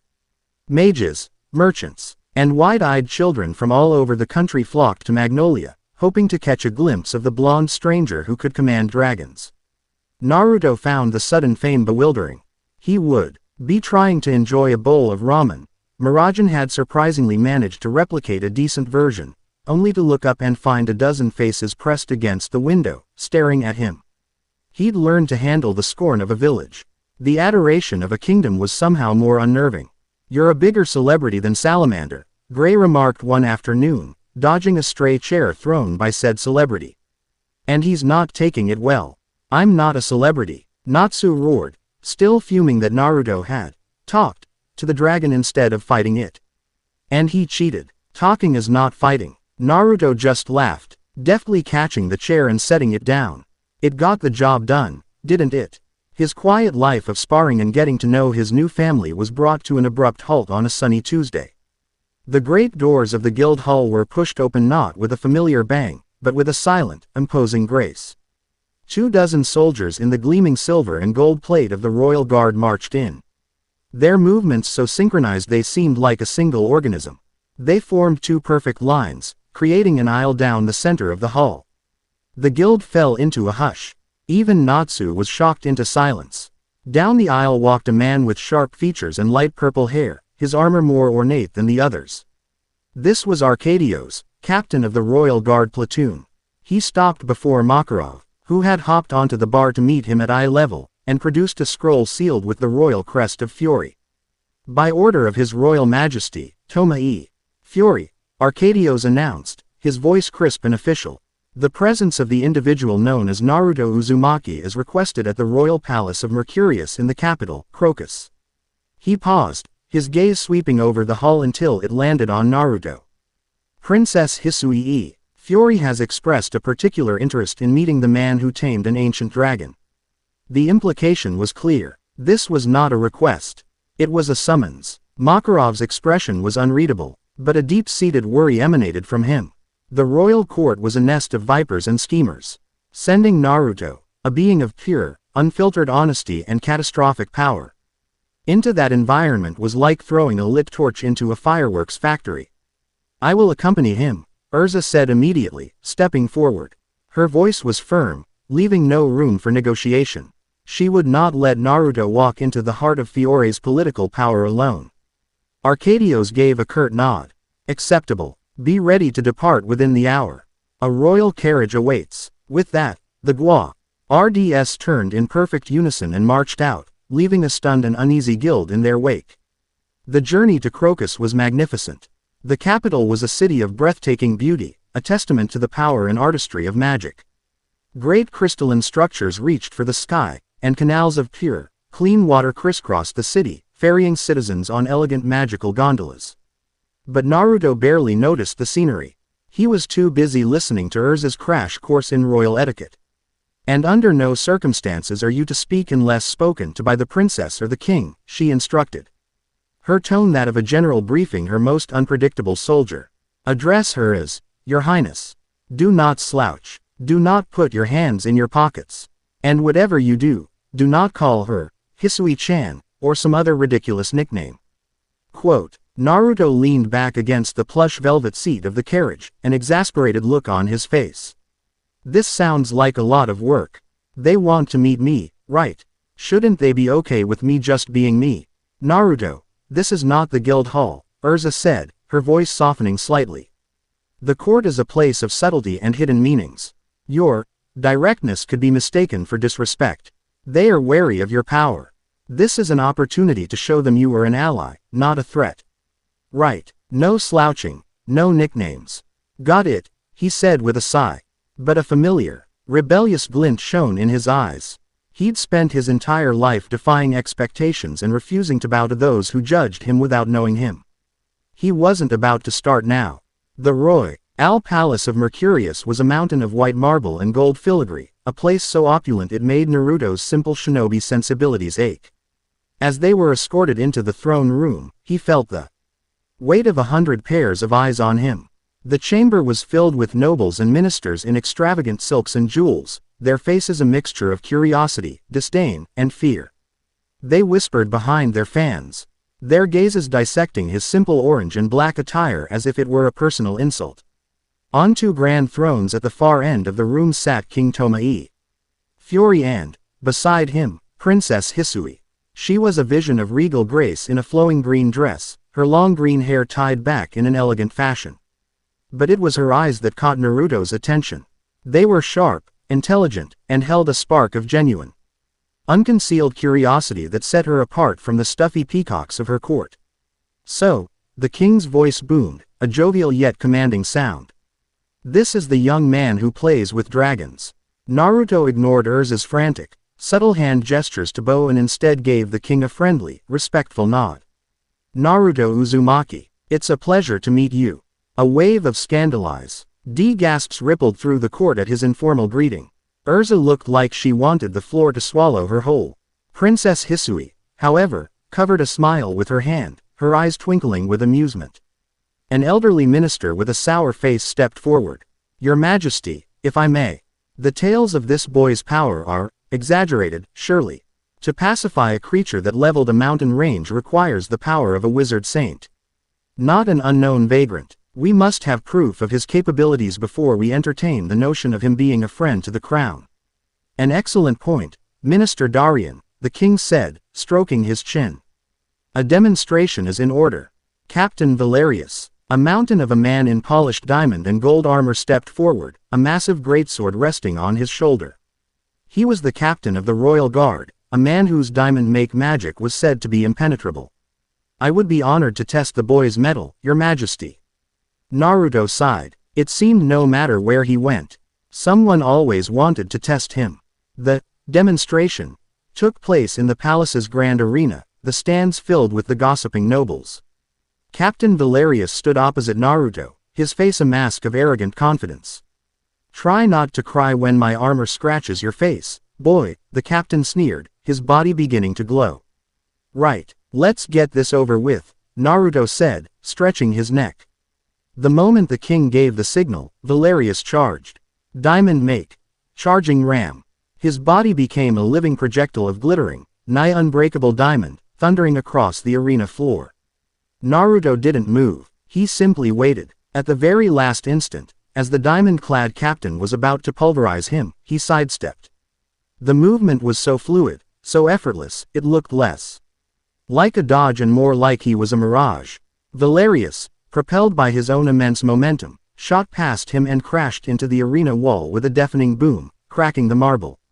The court fell silent. Valerius roared in fury, pushing himself from the rubble. Stand and fight, coward.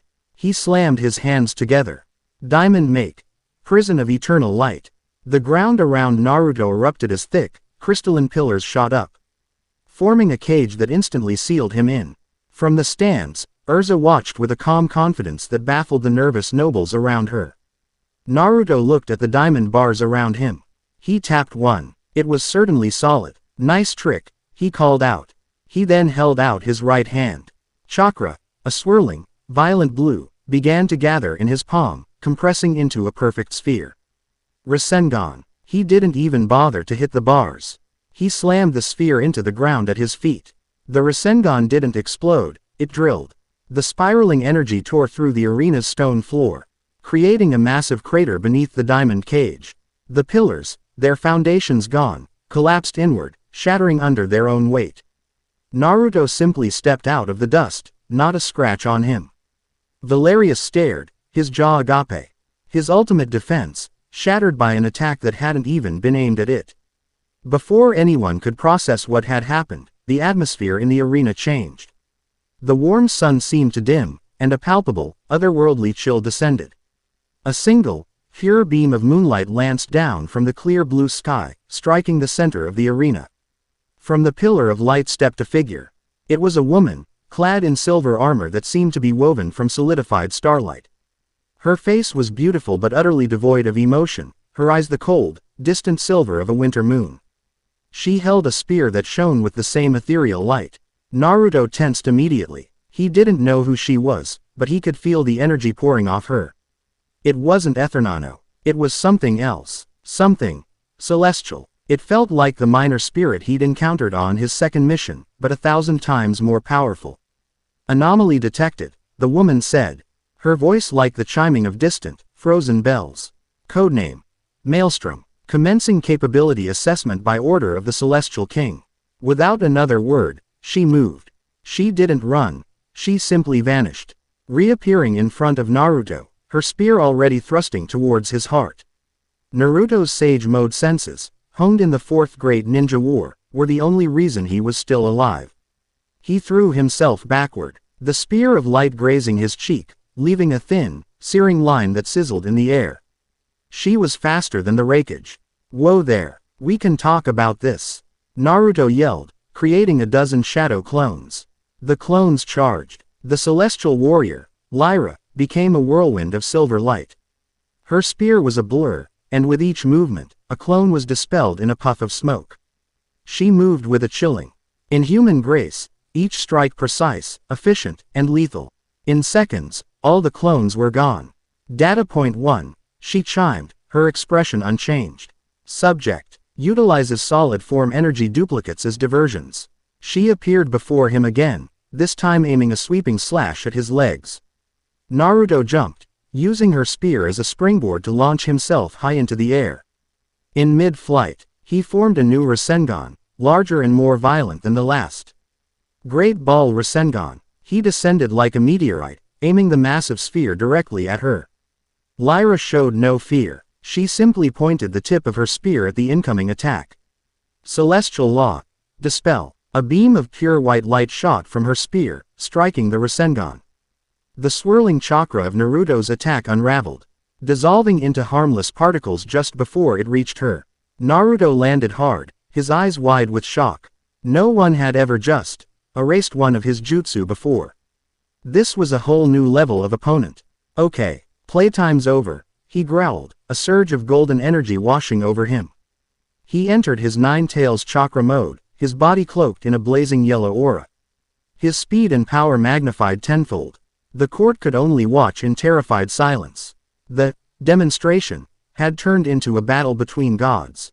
Princess Hisui was on her feet, her hands gripping the balustrade, her eyes wide not with fear, but with utter, spellbound fascination. This was power beyond anything she had ever conceived. Naruto and Lyra became a blur of gold and silver, their blows creating shockwaves that shook the entire palace. He was faster now, stronger, able to meet her blows head-on. But she was relentless, her technique flawless, her power seemingly endless. Naruto knew he couldn't win with a direct assault.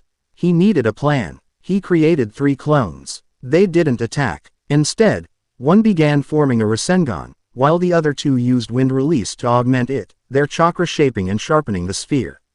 Wind style. Rasenshuriken. He held the screaming, shuriken-like vortex in his hand. The sheer pressure of it made the air crackle. Lyra's impassive eyes widened a fraction.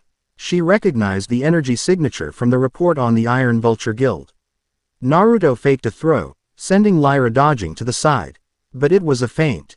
The real Naruto, cloaked by the energy of the Rasenshuriken, had used a chakra arm to propel himself from behind, appearing directly above her. She looked up, a flicker of surprise finally breaking her composure. He didn't throw it, he slammed it into her at point-blank range. The resulting explosion was not a boom, but that soul-shredding shriek of a million microscopic wind blades. A dome of blinding white energy engulfed the center of the arena. When the light faded, Lyra was on one knee, her silver armor cracked and flickering.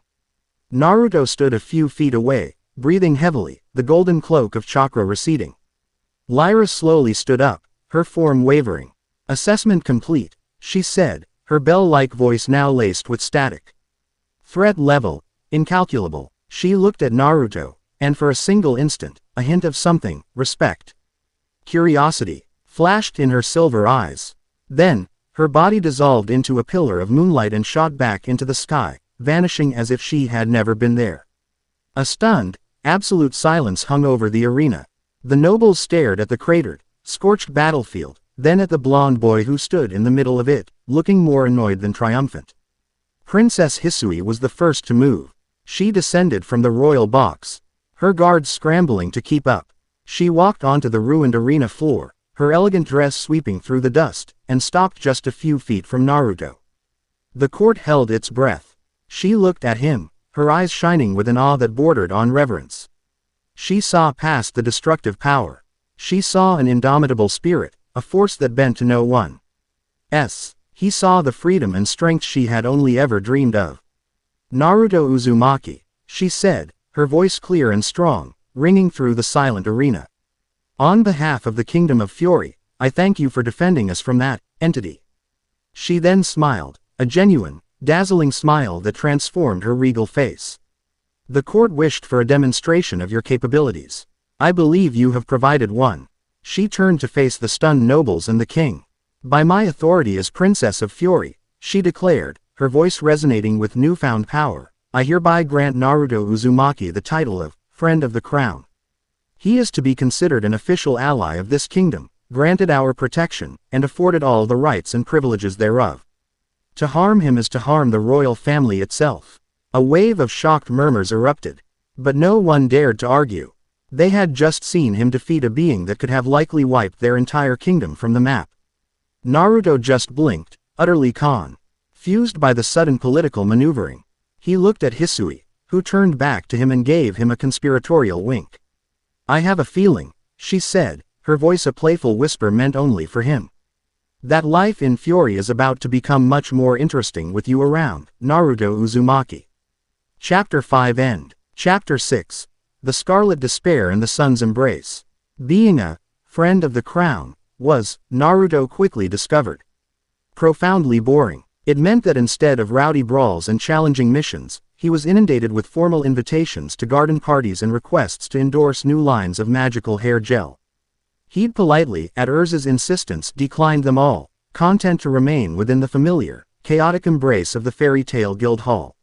He sat at a table near the back tree-ing to teach a visibly frustrated Happy the basics of the transformation jutsu. So far, the Exceed had only managed to turn his own tail into a fish skeleton. No, you're focusing on the result, not the process. Naruto explained patiently, a small smile on his face. You have to feel the transformation. Become the fish. But I don't want to be the fish, I want to eat the fish. Happy whined, his concentration breaking and his tail popping back to normal. Lucy laughed from across the table, shaking her head as she polished one of her gate keys. I think it's a lost cause, Naruto.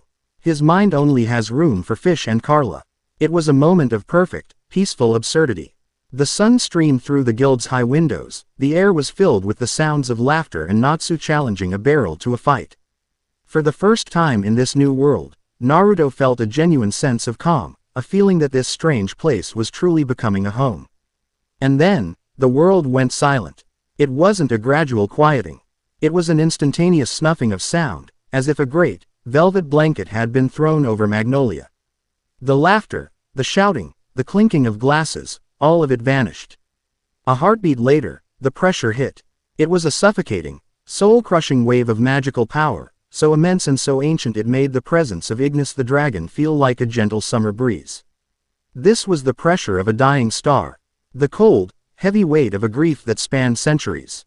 Every mage in the guild hall doubled over, gasping for breath. The weaker members simply passed out.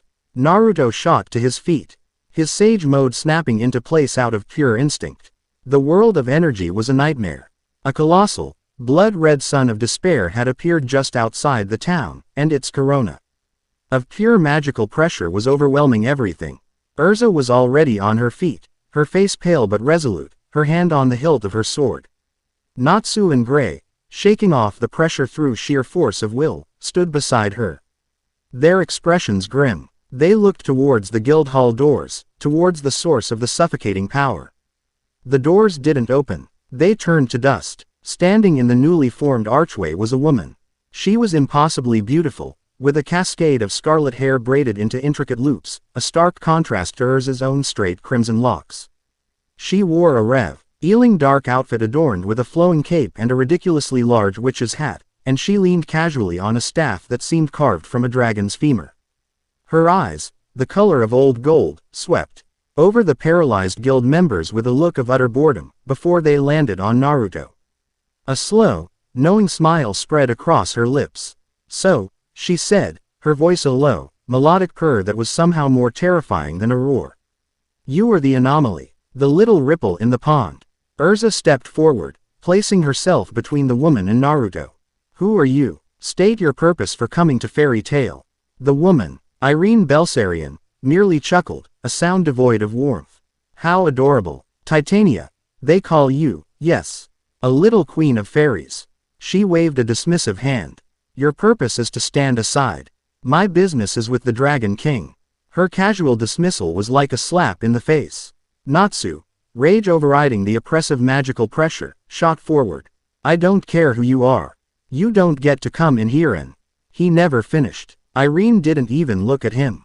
She simply flicked her wrist. The very air around Natsu seemed to solidify, twisting into invisible chains. She bound him mid-lunge and slammed him into the floor with enough force to crack the flagstones. He was pinned, helpless. "Insolent child," she sighed. This was the final straw. Seeing Natsu taken down, so effortlessly ignited the protective fury of the guild's strongest. Ice Make, Geyser, Heaven's Wheel, Blumenblatt, Gray's pillars of ice and Urza's vortex of swords shot towards Irene. She watched them come with a detached, clinical interest. "Enchantment. Concept negation," she murmured. The moment the attacks entered a 10-foot radius around her, they simply ceased to be. The ice turned to water vapor. The swords lost their momentum and their magical properties, clattering to the ground as inert chunks of steel. The guild stared in utter horror. She hadn't blocked their magic. She had unenchanted it. She had told reality that their attacks no longer existed, and reality had agreed. "This is pointless," Irene said, her boredom returning. Her gaze locked back onto Naruto. "I came here to measure your power, boy. Show me why the Black Wizard finds you so interesting. Or I will turn this entire town, and everyone in it, into a memory." The threat was delivered so casually it was utterly chilling. Naruto's easy-going demeanor vanished, replaced by a cold, hard focus he hadn't shown since the war. This woman was on a different plane of existence from anyone he had faced here. She was on the level of Kagaya, of Madara. "All right," he said, his voice low and dangerous.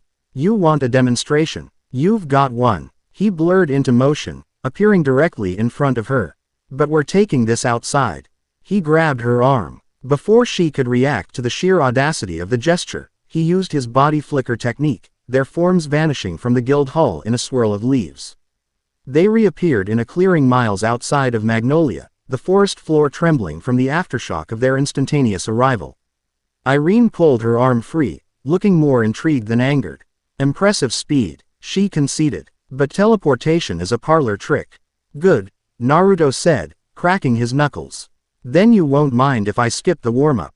He charged, his fists a blur. Irene simply smiled. Her staff a whirlwind of motion as she parried every single one of his taijutsu strikes with contemptuous ease. She wasn't just blocking. She was analyzing, her ancient eyes dissecting his fighting style. No finesse, she commented, blocking a kick aimed at her head. All raw power and instinct. Like a wild animal, she found an opening, a millisecond gap between his punches, and slammed the butt of her staff into his chest. Naruto was thrown back 50 feet, crashing through a thicket of trees. He got up, coughing, a spiderweb of cracks on the ribs he knew were now broken. His mystical palm technique began knitting them back together, but the hit had been brutally effective. "You talk too much," he growled, flashing through hand signs. Sage art. Lava release Rasenshuriken. He created the devastating jutsu, a fusion of Son Goku's power with his own, and hurled it. The spinning vortex of magma and wind screamed through the air, melting the ground beneath it.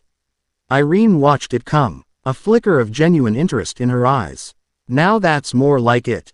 She pointed a single, elegant finger at the incoming attack. Enchantment. Spatial reversal. The Rasenshuriken stopped dead in the air, a foot from her face. It wobbled, then its rotation reversed. With a flick of her finger, she sent it flying back at Naruto at twice its original speed. Naruto's eyes widened in disbelief. He had to throw himself to the ground, the attack soaring over his head and detonating against a small mountain in the distance. The entire peak vaporized in a silent, blinding flash of heat and light. This wasn't a fight, it was a lecture, and he was the failing student. "All this power," Irene said, slowly walking towards him as he got to his feet. She gestured at the obliterated mountain peak. "And what has it brought you? A life of endless fighting. The pain of losing those you try to protect. Power is a cage, boy. The stronger you are, the smaller the cage becomes, until all you have left is your own strength. And a world of ashes outside the bars." Her words were laced with a nihilistic despair so profound it was almost a physical force. He could feel it in Sage mode. The centuries of pain and self-loathing that fueled her magic. She wasn't just fighting him, she was trying to break his spirit. "You're wrong," Naruto yelled, his own conviction a burning shield against her despair. He pushed himself to his feet, a golden cloak of chakra erupting around him as he entered Nine-Tails chakra mode. "Power is what lets me protect my friends. It's what lets me keep my promises. A cage is something you build for yourself out of your own fear." He shot forward, now a blur of golden light, his speed and power amplified. He was no longer just trading blows, he was pushing her back.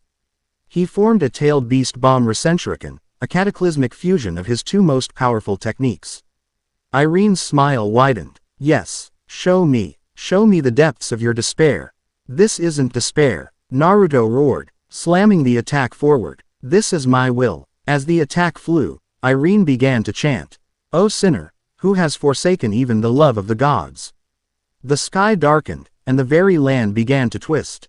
"For the sake of my own sin, I shall not allow you to ascend to heaven." The world warped, trees bent at impossible angles. The ground beneath Naruto's feet turned to a roiling sea of rock. It was a disorienting, reality-bending enchantment. Universe 1. Even on this small scale, it was enough to throw his attack off course, sending it spiraling into the heavens where it detonated harmlessly. But it was the distraction Naruto needed. While her attention was on the grand spell, he had already entered his ultimate form. The golden cloak solidified, becoming a coat of pure energy. 9 black truth-seeking orbs manifested behind him, and a black staff formed in his hand. 6 paths Sage mode. The world snapped back into focus. And Naruto was there, floating before her. His presence no longer just powerful, but divine. Irene's eyes widened. The energy he was now emitting, it was not mortal. It was something else, something that resonated with the very source of all magic. In this state, Naruto could see everything. He saw not just her immense magical power, but the scarred and weeping soul beneath it. He saw the dragon who had hated her own humanity. He saw the mother who had been abandoned. He saw the woman who had lived for 400 years in a prison of self-hatred. His heart ached for her. Even as he prepared to fight for his life, he felt an overwhelming wave of empathy for his opponent. The battle that followed was no longer on the ground. It was in the skies, a clash of demigods that tore the heavens asunder. Irene transformed, her body taking on the majestic, terrifying form of a dragon. She was a tempest of teeth, claws, and cataclysmic spells. Naruto met her head-on, his truth-seeking orbs forming shields and spears, his speed and power now matching her own. They exchanged blows that cracked the clouds, their dialogue a clash of thunder. "Why do you keep fighting?" she roared, a torrent of stellar fire erupting from her jaws. "Surrender to the abyss. It is the only peace you will find. There's no peace in giving up."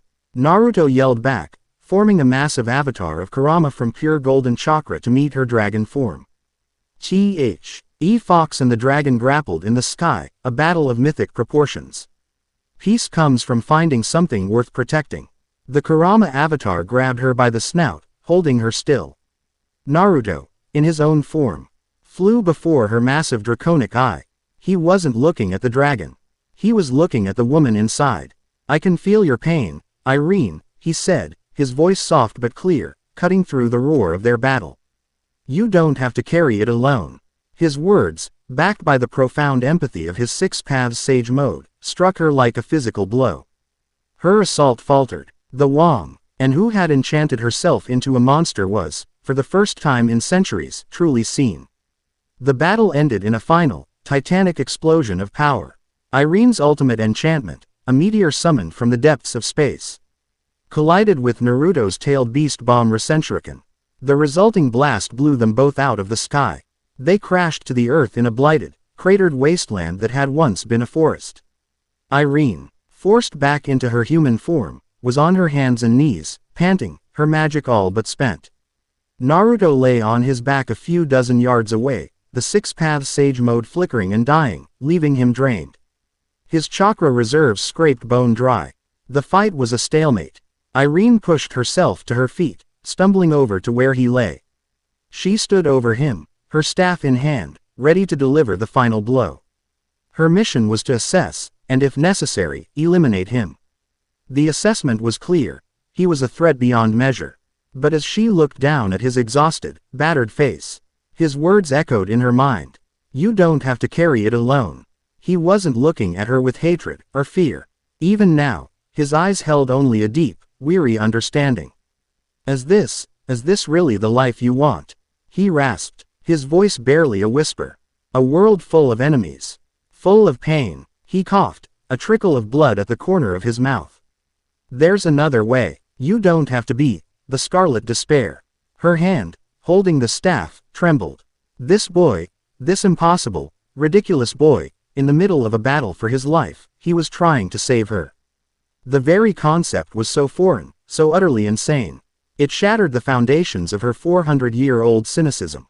Before she could make a choice, his eyes rolled back in his head. The immense strain of the fight had taken its toll. He fell into unconsciousness, utterly vulnerable. Irene stood over him, her mind a maelstrom of conflict. Kill him. Fulfill the mission. End the anomaly. But his words, his empathy, his insane, sun-bright spirit, they had planted a seed of doubt in the barren wasteland of her soul. With a cry of frustration and confusion, she turned and flew away, vanishing into the bruised and broken sky. She left him alive. Moments later, Urza and the others arrived, having followed the path of destruction. They found the wasteland, the sky still crackling with residual energy, and Naruto, unconscious and broken in the center of it all. As Urza rushed to his side, cradling his head in her lap, she looked up at the sky where the terrifying woman had disappeared, her heart filled with a new and profound dread. They had just made an enemy of a god, and the boy who had fought her for them was now paying the price. Chapter 6 End. Chapter 7. A Guild's Heart, a King's Duty. The infirmary smelled of medicinal herbs and worry. For 3 days, Naruto Uzumaki had not moved, his chest rising and falling in a rhythm so shallow it was terrifying. He was a sun eclipsed, his usually vibrant Fey force a guttering ember in the depths of his being. Wendy Marvell, her small hands glowing with the soft turquoise light of her Sky Dragon Slayer magic, worked tirelessly. She hovered over him, her brow furrowed in intense concentration. It was the most difficult healing she had ever performed. His injuries were not merely physical, his very energy pathways, his chakra network, were frayed and depleted. Scorched by an overuse of power she couldn't begin to comprehend. Her magic could mend the broken bones and torn muscles, but repairing the esoteric damage to his soul was like trying to reweave a spider's web in the dark. "It's not working," she whispered, tears of frustration welling in her eyes. "My magic, it patches the surface, but the core of his energy is still broken. It's like pouring water into a cracked cup." Urza, who had not left the infirmary for more than an hour at a time, placed a comforting hand on the young girl's shoulder. "You are doing everything you can, Wendy. That is more than enough." Her voice was steady, a fortress of calm, but her eyes, fixed on Naruto's still face, betrayed a deep and gnawing fear. The sight of him so helpless, so utterly spent after fighting a battle for their sake, had carved a hollow space in her chest. The armor around her heart felt thin and brittle. Mirajan entered the room, carrying a tray with a steaming bowl of broth and a cool cloth. She set it down on the bedside table, her usual radiant smile replaced by a look of gentle, profound sorrow. She had seen firsthand the power that slept within Naruto, and she understood better than anyone the price of unleashing it. She dipped the cloth in a basin of cool water, wrung it out, and gently dabbed his forehead. "He pushed himself far beyond his limits," she said softly, her voice a balm in the tense room. "For us." The three words hung in the air, a silent testament to the debt they all felt. He was still an outsider, a man from another world, yet he had face to go. D-tier threat to protect their home without a moment's hesitation. That evening, Urza found herself alone with him. Wendy had been forced to rest by a stern Carla, and Mirajan was managing the tense and somber atmosphere in the main hall. The setting sun cast long shadows across the room, bathing Naruto's face in a soft, golden light. His expression in sleep was peaceful, stripped of the usual boisterous energy, revealing a vulnerability she had only glimpsed before. She pulled a chair to his bedside and simply sat, the silence a heavy companion. She thought of his promise to her under the stars, that she would never have to carry her burdens alone again. And then he had gone and shouldered a burden meant for a god. The irony was a bitter pill. "You idiot," she whispered to the sleeping man, her voice thick with an emotion she refused to name. "You reckless, impossible fool." She reached out, her armored fingers hesitating for a moment before gently brushing a stray lock of blonde hair from his forehead. The gesture was uncharacteristically tender, a quiet confession of the place he had carved out in her heavily guarded heart. "You came here from another world, yet you fight for this one more fiercely than anyone I know. Why?" The question was for herself as much as it was for him. She knew the answer. It was the same reason she fought. It was for the sake of his comrades, his nakama. And she realized, with a startling clarity that both thrilled and terrified her, that she was one of them. "You'd better wake up, Naruto," she murmured, her voice a low, fierce promise. "Bako, say I am not letting you carry this one alone." The news of the battle had spread not as rumor, but as a seismic shockwave through the highest echelons of power. The magical energy released had been so immense it had overloaded every sensor in the kingdom, from the council's headquarters in Era to the royal palace in Crocus. And at the epicenter of it all was Fairy Tail. The Magic Council was in chaos. The 10 wizard saints had been convened for an emergency session, their projected forms flickering around a grand table.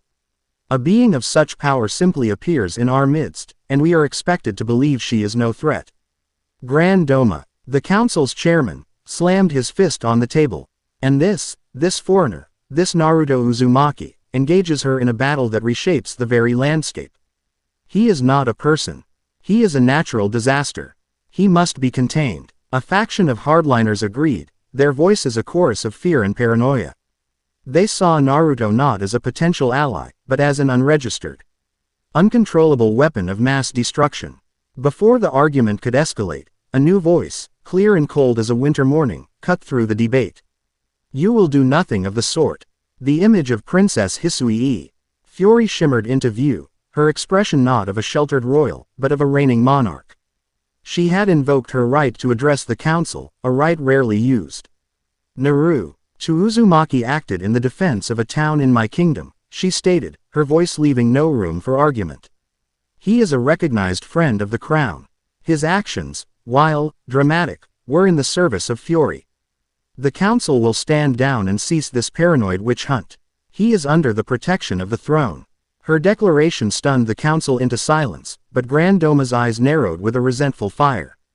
The throne's interference was an obstacle, but not an insurmountable one. The law was on his side. Unregistered use of catastrophic magic was a crime, no matter who your friends were. He would bide his time.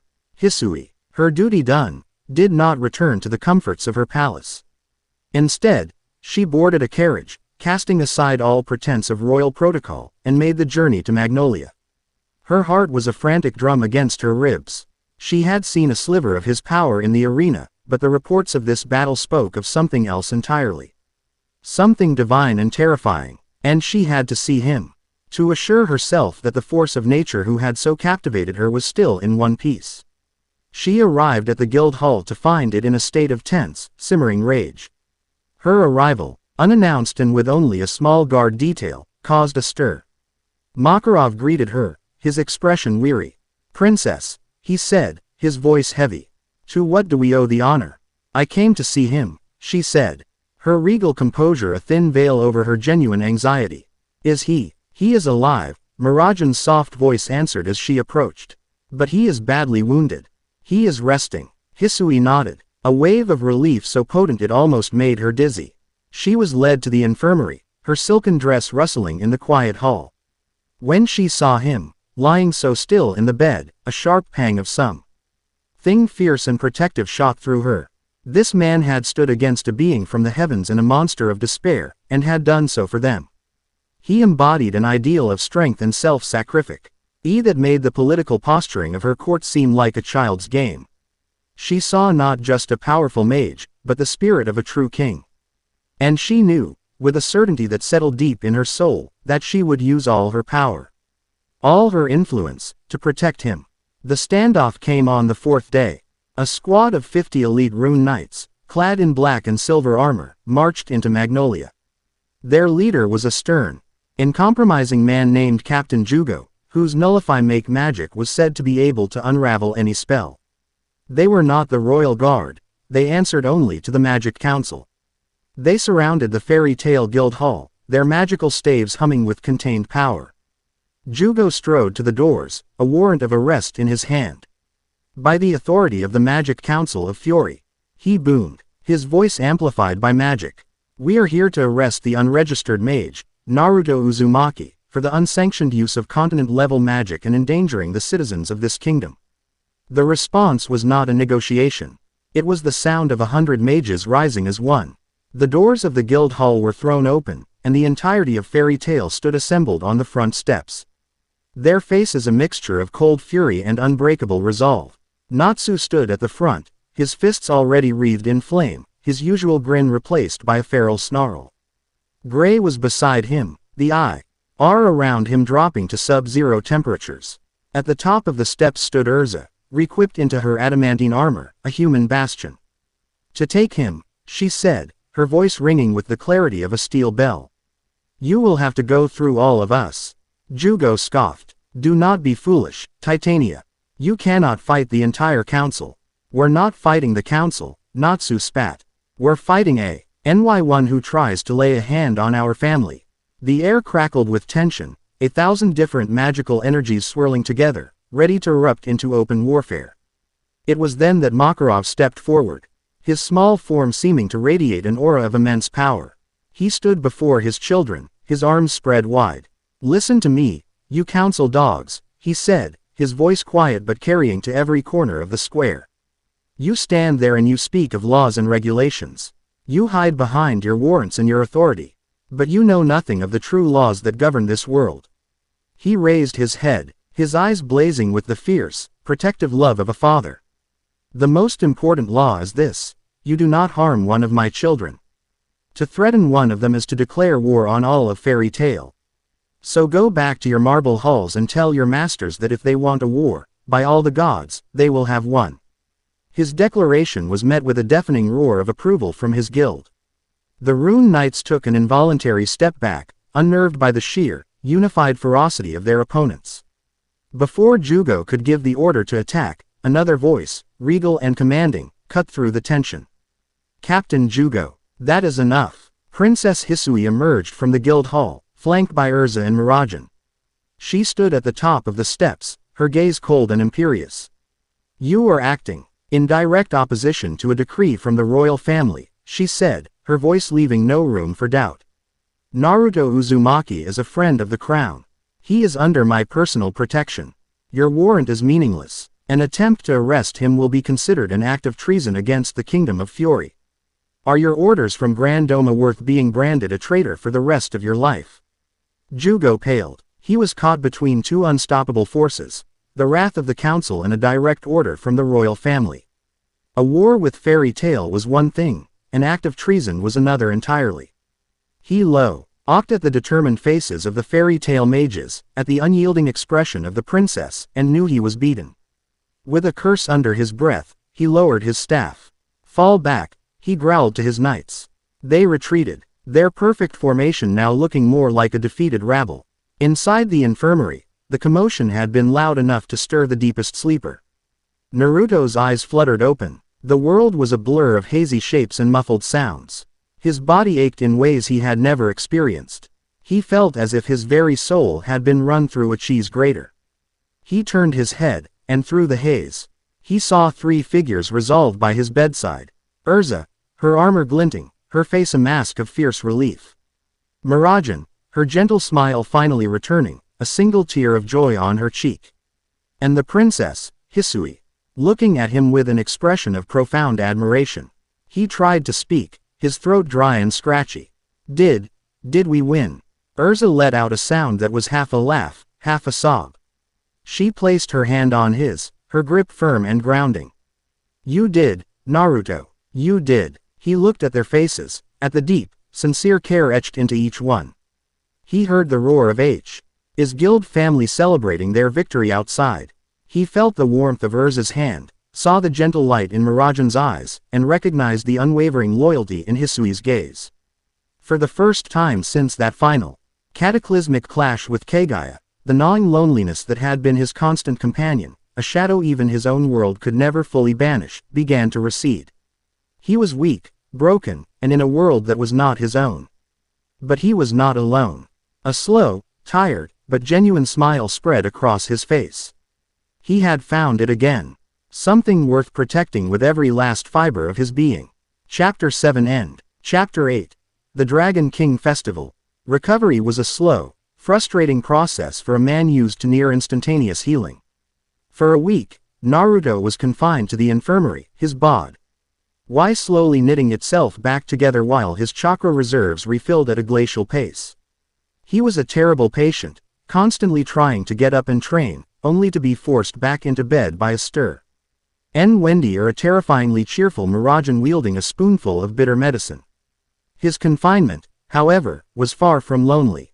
His room became the new heart of the guild. Urza would sit with him for hours, her presence a quiet, comforting constant, as she sharpened her swords and recounted tales of her S-class missions. Miragen brought him meals, her gentle conversations a soothing balm to his restless spirit. Hisui had returned to the capital but sent daily communications lacrima, her official reports, on courtly matters always devolving into playful banter and genuine concern for his well-being. Even Lucy and Natsu were frequent visitors, their chaotic energy a welcome reminder of the vibrant life he had fought to protect. It was during one of these visits that the idea was born. "He looks so pale," Natsu had declared, poking Naruto's cheek. "We need to do something to cheer him up. A party. No, a festival. A festival for Naruto." The idea, initially a typical Natsu-esque burst of enthusiasm, caught fire. It morphed and grew, fueled by the guild's collective relief and gratitude. Makarov, seeing the wisdom in raising not only Naruto's spirits but the entire kingdom's, gave it his official blessing. It would not just be a party. It would be a celebration of their victory, a formal recognition of Naruto's bond with the dragon Ignis, and a defiant declaration to the Magic Council that their hero was here to stay. Thus, the Dragon King Festival was born. The name started as a joke, a playful title for the man who could talk to dragons, but it stuck.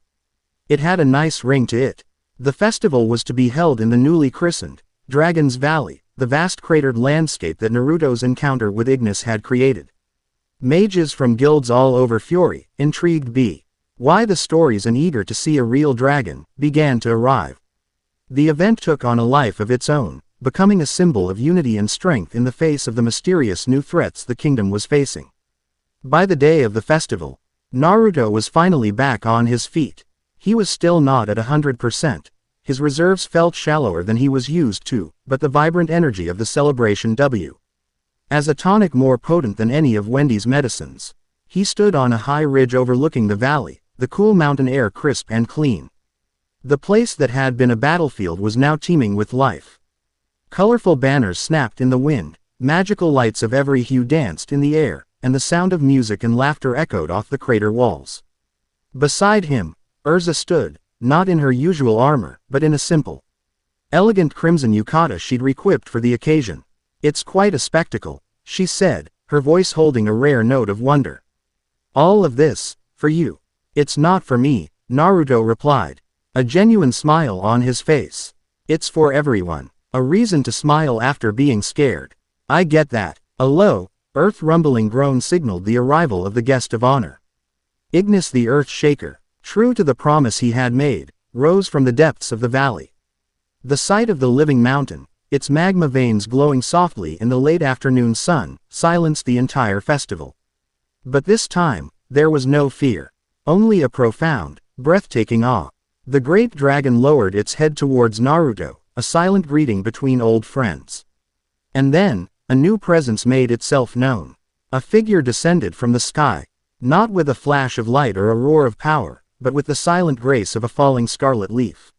She landed softly on the ridge, a few dozen feet from Naruto and Urza. It was Irene Belsarion. The festive atmosphere vanished, replaced by a sudden, glacial tension. Urza instantly re-equipped into her Armadura fairy armor, placing herself in front of Naruto. The mages in the valley below felt the shift, their heads turning towards the source of the immense magical pressure that had just blotted out the sun. "Irene," Naruto said, his voice calm, though every muscle in his body was coiled like a spring. He stepped in front of Urza, his posture protective. Irene didn't look at them. Her gaze was fixed on the great dragon, Ignis. A flicker of something ancient and sad crossed her face. "Ignis, I had heard you still slumbered." Scarlet despair, Ignis's thought rumbled in Naruto's mind, a mixture of old hatred and weary recognition. "You are far from your master's leash. The Black Wizard's plans are his own," Irene replied, her voice distant. She finally turned her gaze to Naruto. "I did not come here to fight." "Could have fooled me," Urza said, her sword not wavering. Irene's eyes met Urza's, and for a fleeting moment, an expression of profound, inexplicable pain crossed her features. It was a look so raw and so deep it startled Urza into a split second of hesitation. "My business is with him," Irene said, her composure returning as she looked back at Naruto. "I came for an answer. You offered me another path. I wish to know what that path is." Her question was a genuine one, stripped of its usual mockery and arrogance. It was the question of a woman who had stood at a crossroads for 400 years and had just realized she was lost.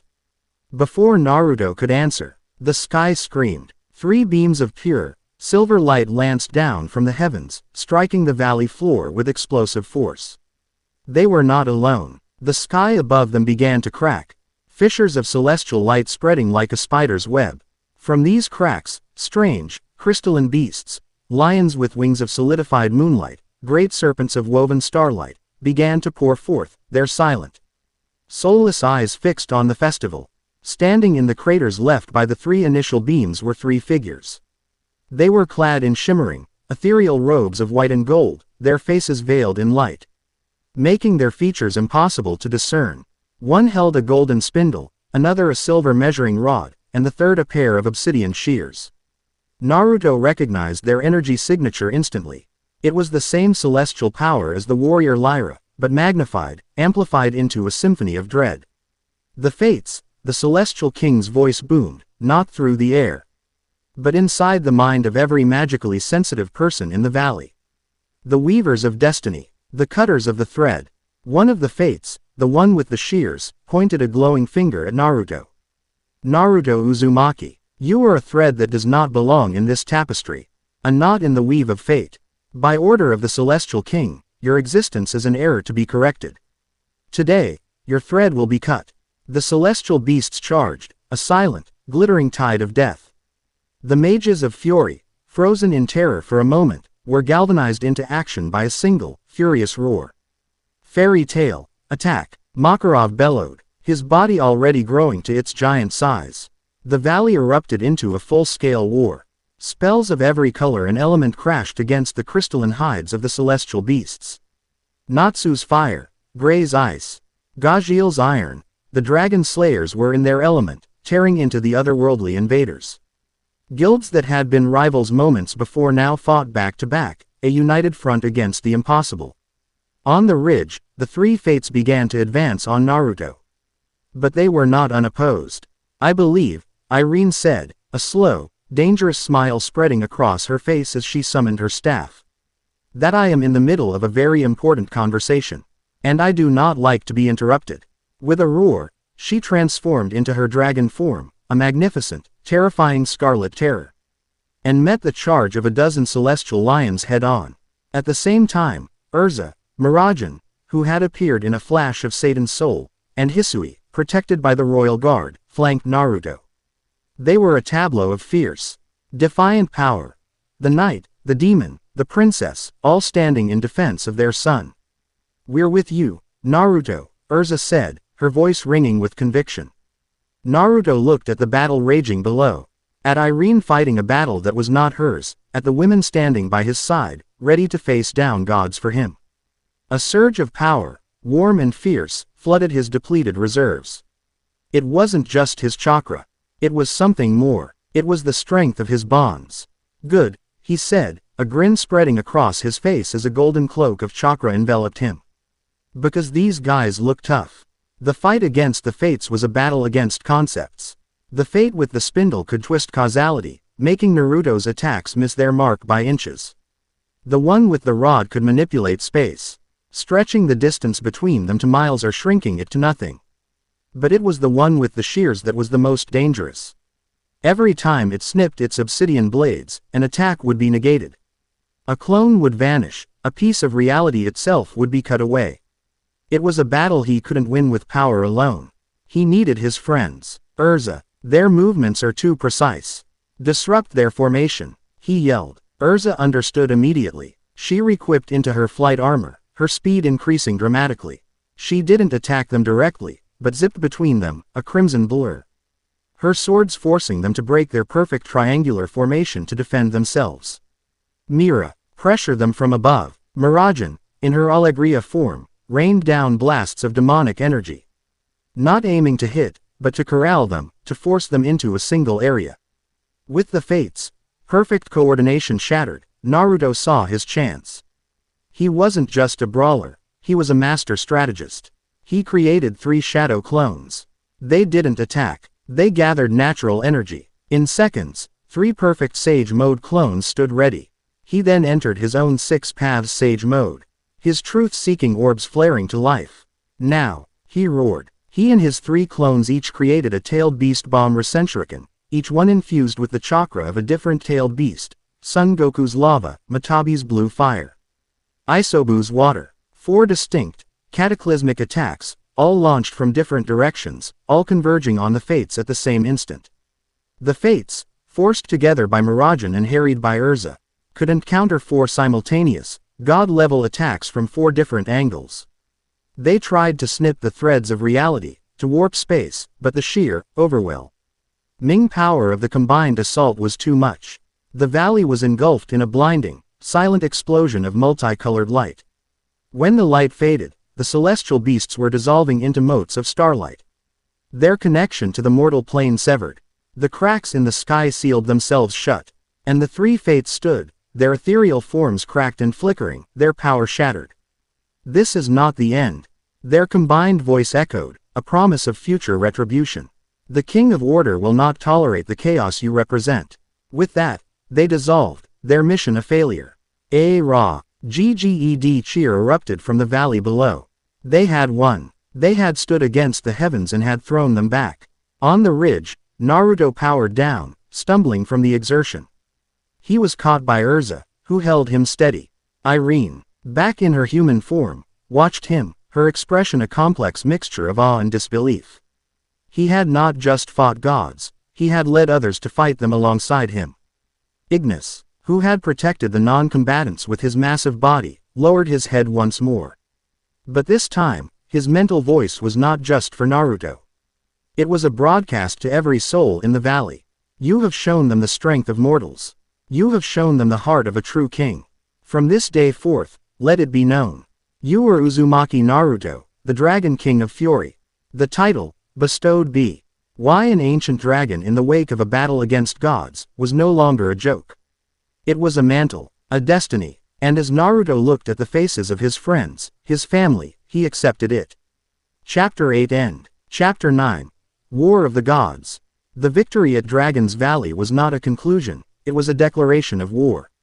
In his celestial realm, a place of perfect, crystalline order, the celestial king felt the defeat of his fates like a crack forming in a flawless diamond.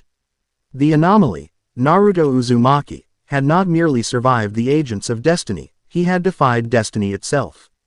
He had rallied mortals, befriended ancient beasts, and even turned a being of pure despair into a reluctant ally.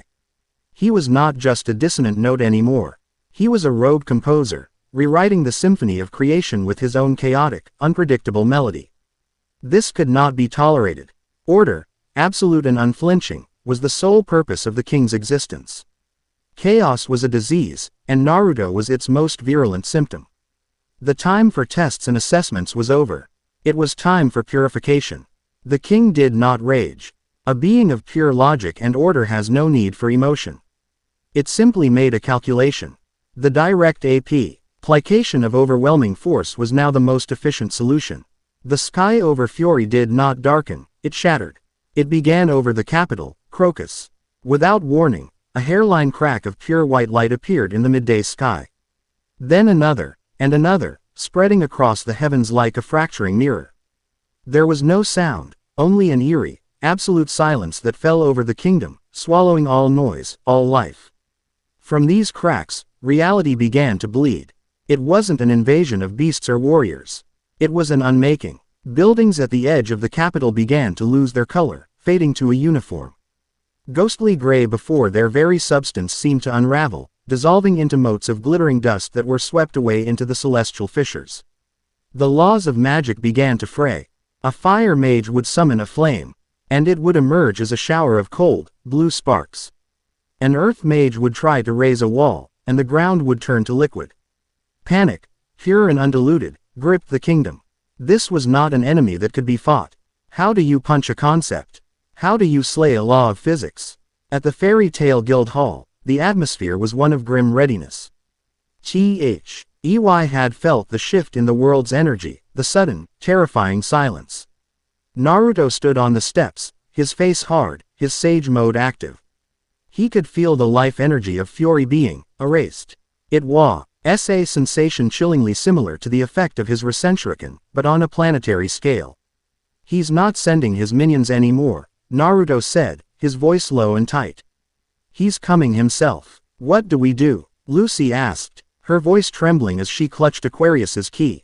How do we fight the sky? Before anyone could answer, a pillar of scarlet energy descended, landing before the guild.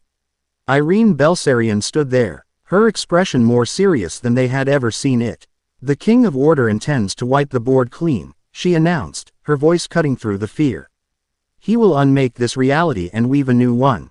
One without the flaw that is you, Naruto Uzumaki. So what's the plan, Scarlet? Gajiel grunted, his arms turning to iron. We can't exactly punch the concept of Tuesday. No, Irene said, her eyes locking with Naruto's.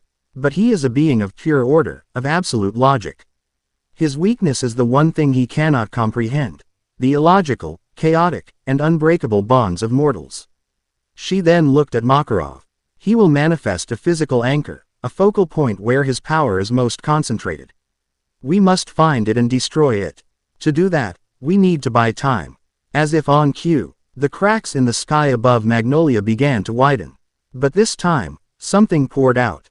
An army, beings of pure celestial energy, taking the form of armored centurions with spears of light, great crystalline griffins, and towering golems of solidified starlight. An army designed not to conquer, but to methodically sterilize the world of all who would resist. Naruto's eyes hardened. This, at least, was an enemy he could hit. Makarov, you're the commander, he said, his voice ringing with an authority that no one questioned. Organize the guilds. Protect the civilians. Set up a defense. He then turned to the strongest mages around him. Urza, Mira, Natsu, Gray, Gajil, Laxus, you're with me. We're the vanguard. We're going to hit them so hard they won't know what happened. He looked at Irene. You know more about this guy than any of us. Where's his anchor going to be? The point of greatest magical convergence in the kingdom, Irene replied without hesitation.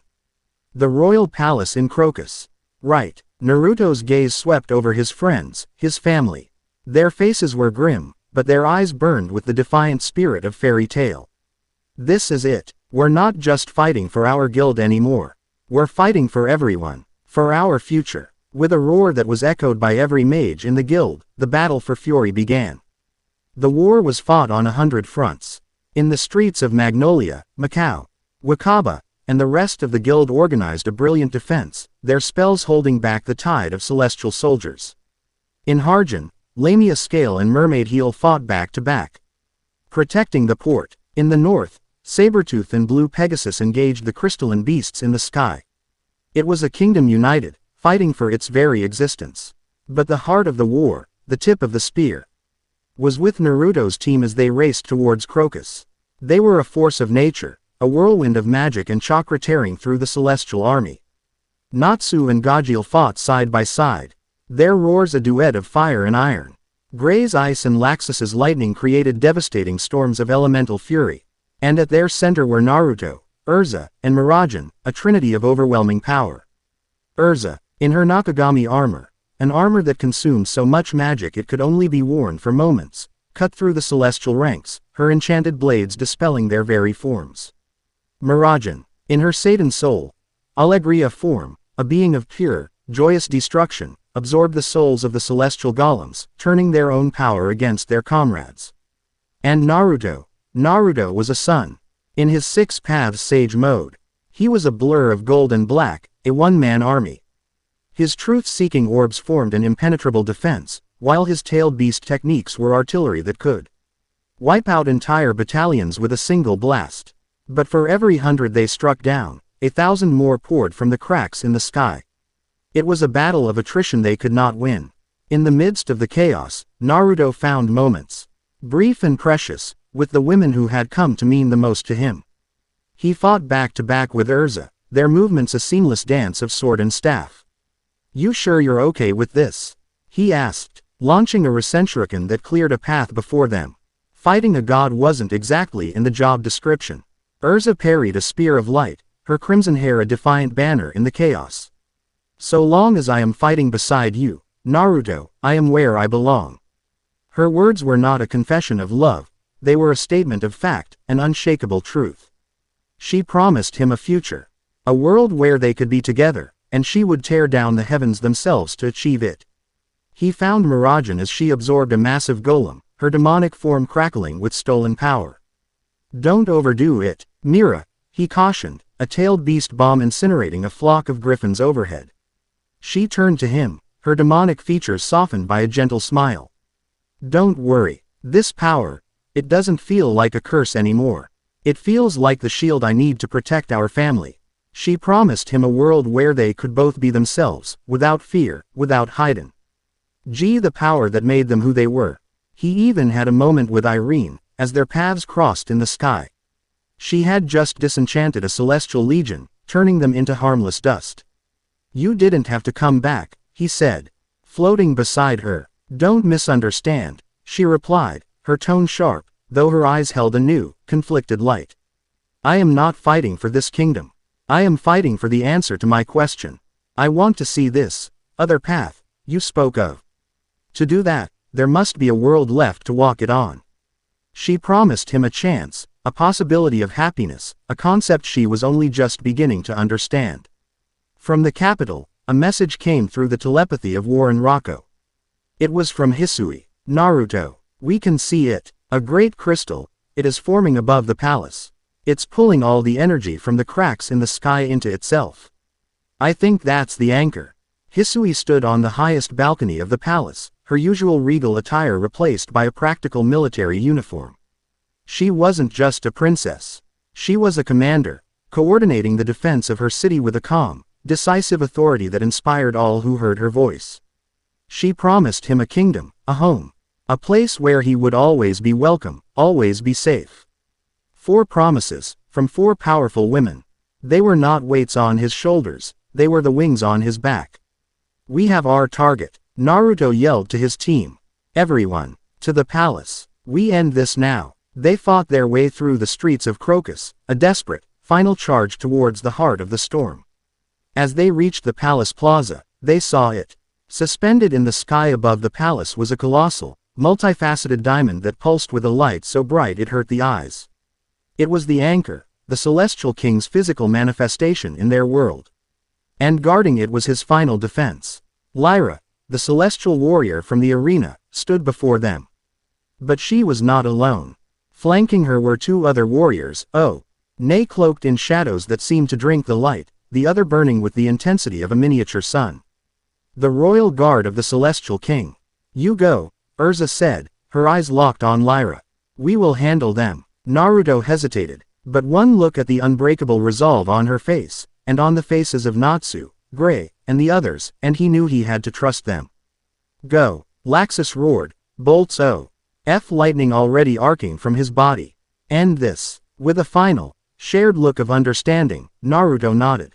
He cloaked himself in Kurama's avatar, the massive golden fox taking form around him. With a titanic leap, he shot towards the crystal in the sky. Below him, the final battle began. Urza versus Lyra, a rematch of Steel and Starlight. Natsu and Gray, their rivalry forgotten, fighting as one against the warrior of Sunfire. Mirajan and Laxus, Demon and Dragon Slayer, against the warrior of Shadow. It was a battle of legends. As Naruto flew towards the anchor, the voice of the Celestial King entered his mind, calm, cold, and utterly certain. "Your efforts are illogical. You cannot defeat order. Your bonds are mere emotional attachments, fleeting and meaningless in the face of cosmic law." "You're wrong," Naruto roared back, not with his voice, but with his soul. He gathered all of his power, all of his chakra, all of the strength given to him by the promises of his loved ones, and funneled it into a single ultimate attack. 2 massive Rasenshurikens, one infused with tailed beast energy, the other with pure natural energy, formed in the Kurama avatar's hands. "My bonds are my strength. They're the reason I will never lose to you." He slammed the 2 attacks together, creating a swirling vortex of unimaginable power, a yin and yang of destructive and life-giving energy that warped the very air around it. The 6 paths. Ultra Big Ball-Tailed Beast Bomb Rasenshuriken. "This is our chaos." He thrust the attack forward, a golden meteorite of defiance aimed at the heart of absolute order. The crystal pulsed, firing a beam of pure, concentrated law, an energy meant to unmake anything it touched. The 2 forces met, and for a single, silent moment, the world held its breath. Chapter 9 End.